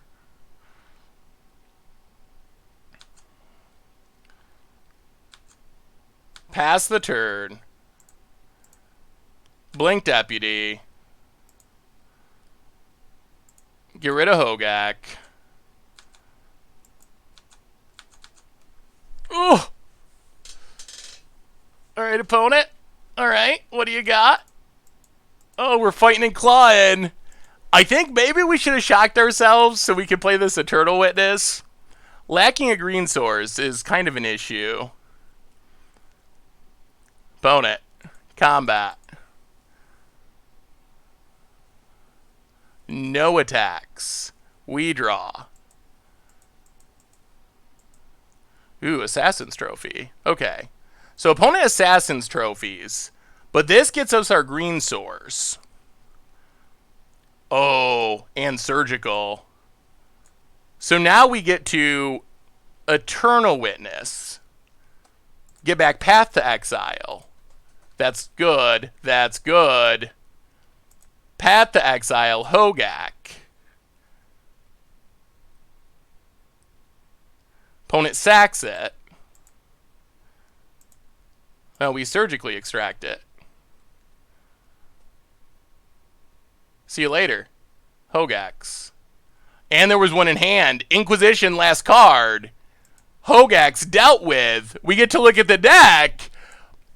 Hexdrakers, Gravecrawlers. All right, there's only 2 Vengevides. Okay, and we're at 14. Well, we will get in with Icefang Codal.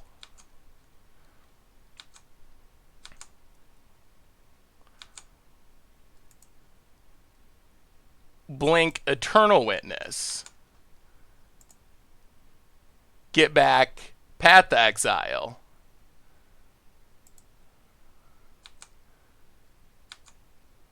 I think it might be happening. Pass the turn. Opponent untaps. Windswept Teeth just to Inquisition in hand. Cracks it down to 11. Grows the snake. Grows the snake. Grows the snake. The snake would be scary if we weren't just going to bounce it with this Jace, I think. Opponent.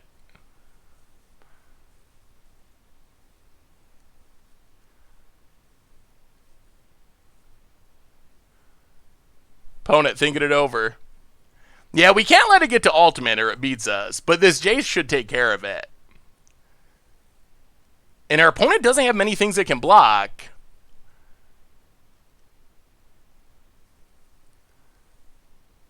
I think we got it. I think we might have the 5-0. All right, opponent. All right. What are you doing? Trying to find a way out. Trying to find a way out.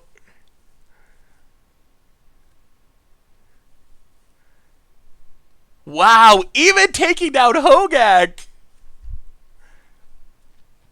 Yeah, if they attack, we get a white source from this Temple Garden.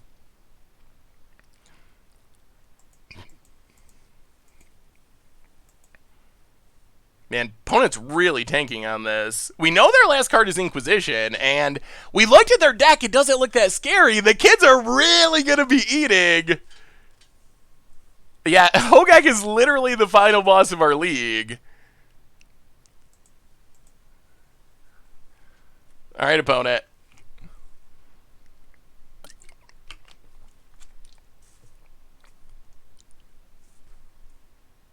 And we will definitely be opening the chest. Opponent passes. We untap. We draw. Codal. Well.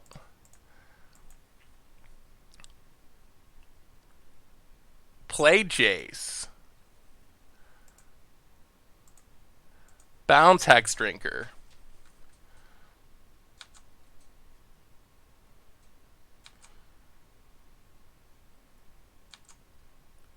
Soulherder. Blink Eternal Witness. Get back Deputy of Detention. Pass the turn. Opponent. Yeah, the kids. No McDonald's. We're going to Wendy's. Whatever the best fast food restaurant is. What is the best fast food restaurant? Off-topic question, but how do you check vault progress on MTGA now? I have my vault over 100% so I can see it. Apparently there's a way you can get into some, like, program files and dig through and find it, but Five Guys, I don't know if I've ever had Five Guys, honestly. I've heard good things. Chick-fil-A, they do make really good chicken. Chipotle, I like Chipotle. Red Lobster, isn't Dick's a sporting goods store? Opponent scoops it up! Good game, I am very dead, and that is the 5-0 dream for Soulherder, cruising through our league. Oh my god. We did it. Wow. Well, I thought the deck would be sweet and fun. I was not expecting it to 5-0, but here we are. Wow. And that means we get 11 chests to crack, and I mean, if you want to play some fun blinkiness, apparently this deck is pretty legit. I mean, all credit to Gab Nassif for brewing it and working on it and tuning it, but the deck is sweet. If you like blanket and fun and value, all right, let's open some chests. 11 chests, thanks to Soulherder. And yeah, here we go. Ooh, and we got our promo things. We might as well open those, even though they're worthless. Promo thing to 1, Signal Pest. Kind of playable. Good budget card for Modern. Number 2, we get Mirari's Rake. Good commander card. Worth a lot on paper, I think, but not on Moto. And number 3, Renegade Rallier. All right, chest time.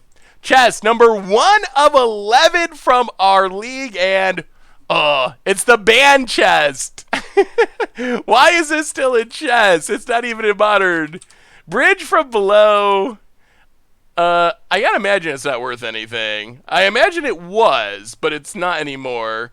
22 cents. I guess it was like $3 at one point. What about Heritage Druid? Heritage Druid coming in at something at least a little something. $1.52. All right. Well, okay, a little value. Next up, come on, let's get a complete set as our reward. Cauldron of Souls. Someday I want to build a deck with this. Rafika the Many. Sweet card. Decent commander if you want to be aggro. All right, 9 more. We get 15 play points and original isolated chapel. Well, you can always use the buddy lands for standard. Not worth much, though. Next up, I thought it was Leyline of the Void, but close. Lord of the Void. Close except for like 20 ticks difference in price. Waves of Aggression, the Retrace extra attack step spell. 7 to go. We get, Lattice. Lattice I think is worth something. I think that's a win. Mycosynth Lattice from Darksteel. About 15 ticks on Magic Online. It was like 52 at one point, but it's come back down since it's been in Treasure Chest. But still, 15 ticks, not bad, along with some play points. All right, that was a good open. That was our best open yet from our Soulherder win. Stormtide Leviathan. Hilarious Momir card, 20 play points. 5 to go. We get Mad Rush Cyclops, Sanger Vampire, not even a rare anymore. A sweet card, but not a valuable one. We get Deathcap Cultivator, 25 play points. Creepy art, dark creepy art on Deathcap Cultivator. All right, last 3 chances for something sweet. We get Brainstorm, except I honestly don't really like this Brainstorm art compared to old Brainstorm art. I mean, it's not bad. I don't think it's bad art, but I'm just more of a original art kind of person. So, does it have value? I don't think so. All right. Well, 2 more. 2 more shots. We got a Lattice, though. That's pretty good. Emrakul's Evangel and hit our Swans, draw some cards. Well, maybe we'll have to play Swans again. Now, it's a sign. It's a sign from the Magic Gods that we're going to have to hit our Swans and draw some cards. Last one, chat. Last one. Here we go. Glorious Anthem. Not gloriously valuable. And 25 play points. Well, we got a Mycosynth Lattice. We got a Swans. We got some play points. And I believe, chat, that brings us to the end for tonight. We went a little long, but we were 5-0ing. We 5-0'd with Soulherder. Absolutely crushed it. So, whoo! Do you think you and the Goldfish crew record any Oathbreaker or other format MTGO support at Vegas? That is a plan to do some of that. I mean, we're going to be busy doing Vegas stuff, so I'd be surprised if we came out of it with like 10 different videos, but hoping to do at least an Oathbreaker video and a special Commander video. Jeswan, welcome to the Fishbowl. Thank you so much for your subscription. Big soups here for our new subscriber. Anyway, everyone, I think that brings us to the end for tonight. So, we'll be doing Commander spoilers on the YouTube channel all week, starting tomorrow, all through next week, so keep an eye out for that. That means no stream on Monday afternoon next week because of spoilers, but Tuesday and Thursday, gonna have lots of fun. We'll be doing that. In the replay YouTube, if you're looking for old streams, want to relive the glory of our 5-0 finish, you could do it there. Also, one last shout out to our sponsor tonight, Card Kingdom. If you are looking for some sweet, sweet new Core Set 2020 cards, or even Commander 2019 cards, which somehow comes out after Core Set 2020, you get them over at cardkingdom.com, and also help support the show. So thank you so much to Card Kingdom. Mostly thank you for all of you. There's a new spoiler. I have not seen any new spoilers since the ones we talked about. I don't think there's supposed to be any new ones coming out that I'm aware of. So that's my understanding. So we talked about all the ones that did come out, though. So anyway, everyone, I love y'all. Have a wonderful evening, a wonderful weekend. I will see you around, spoiler videos, all that stuff. Have a great weekend, and yeah, I will see you next week. Thanks so much for hanging out for our 5-0. I love y'all, and yeah, see ya.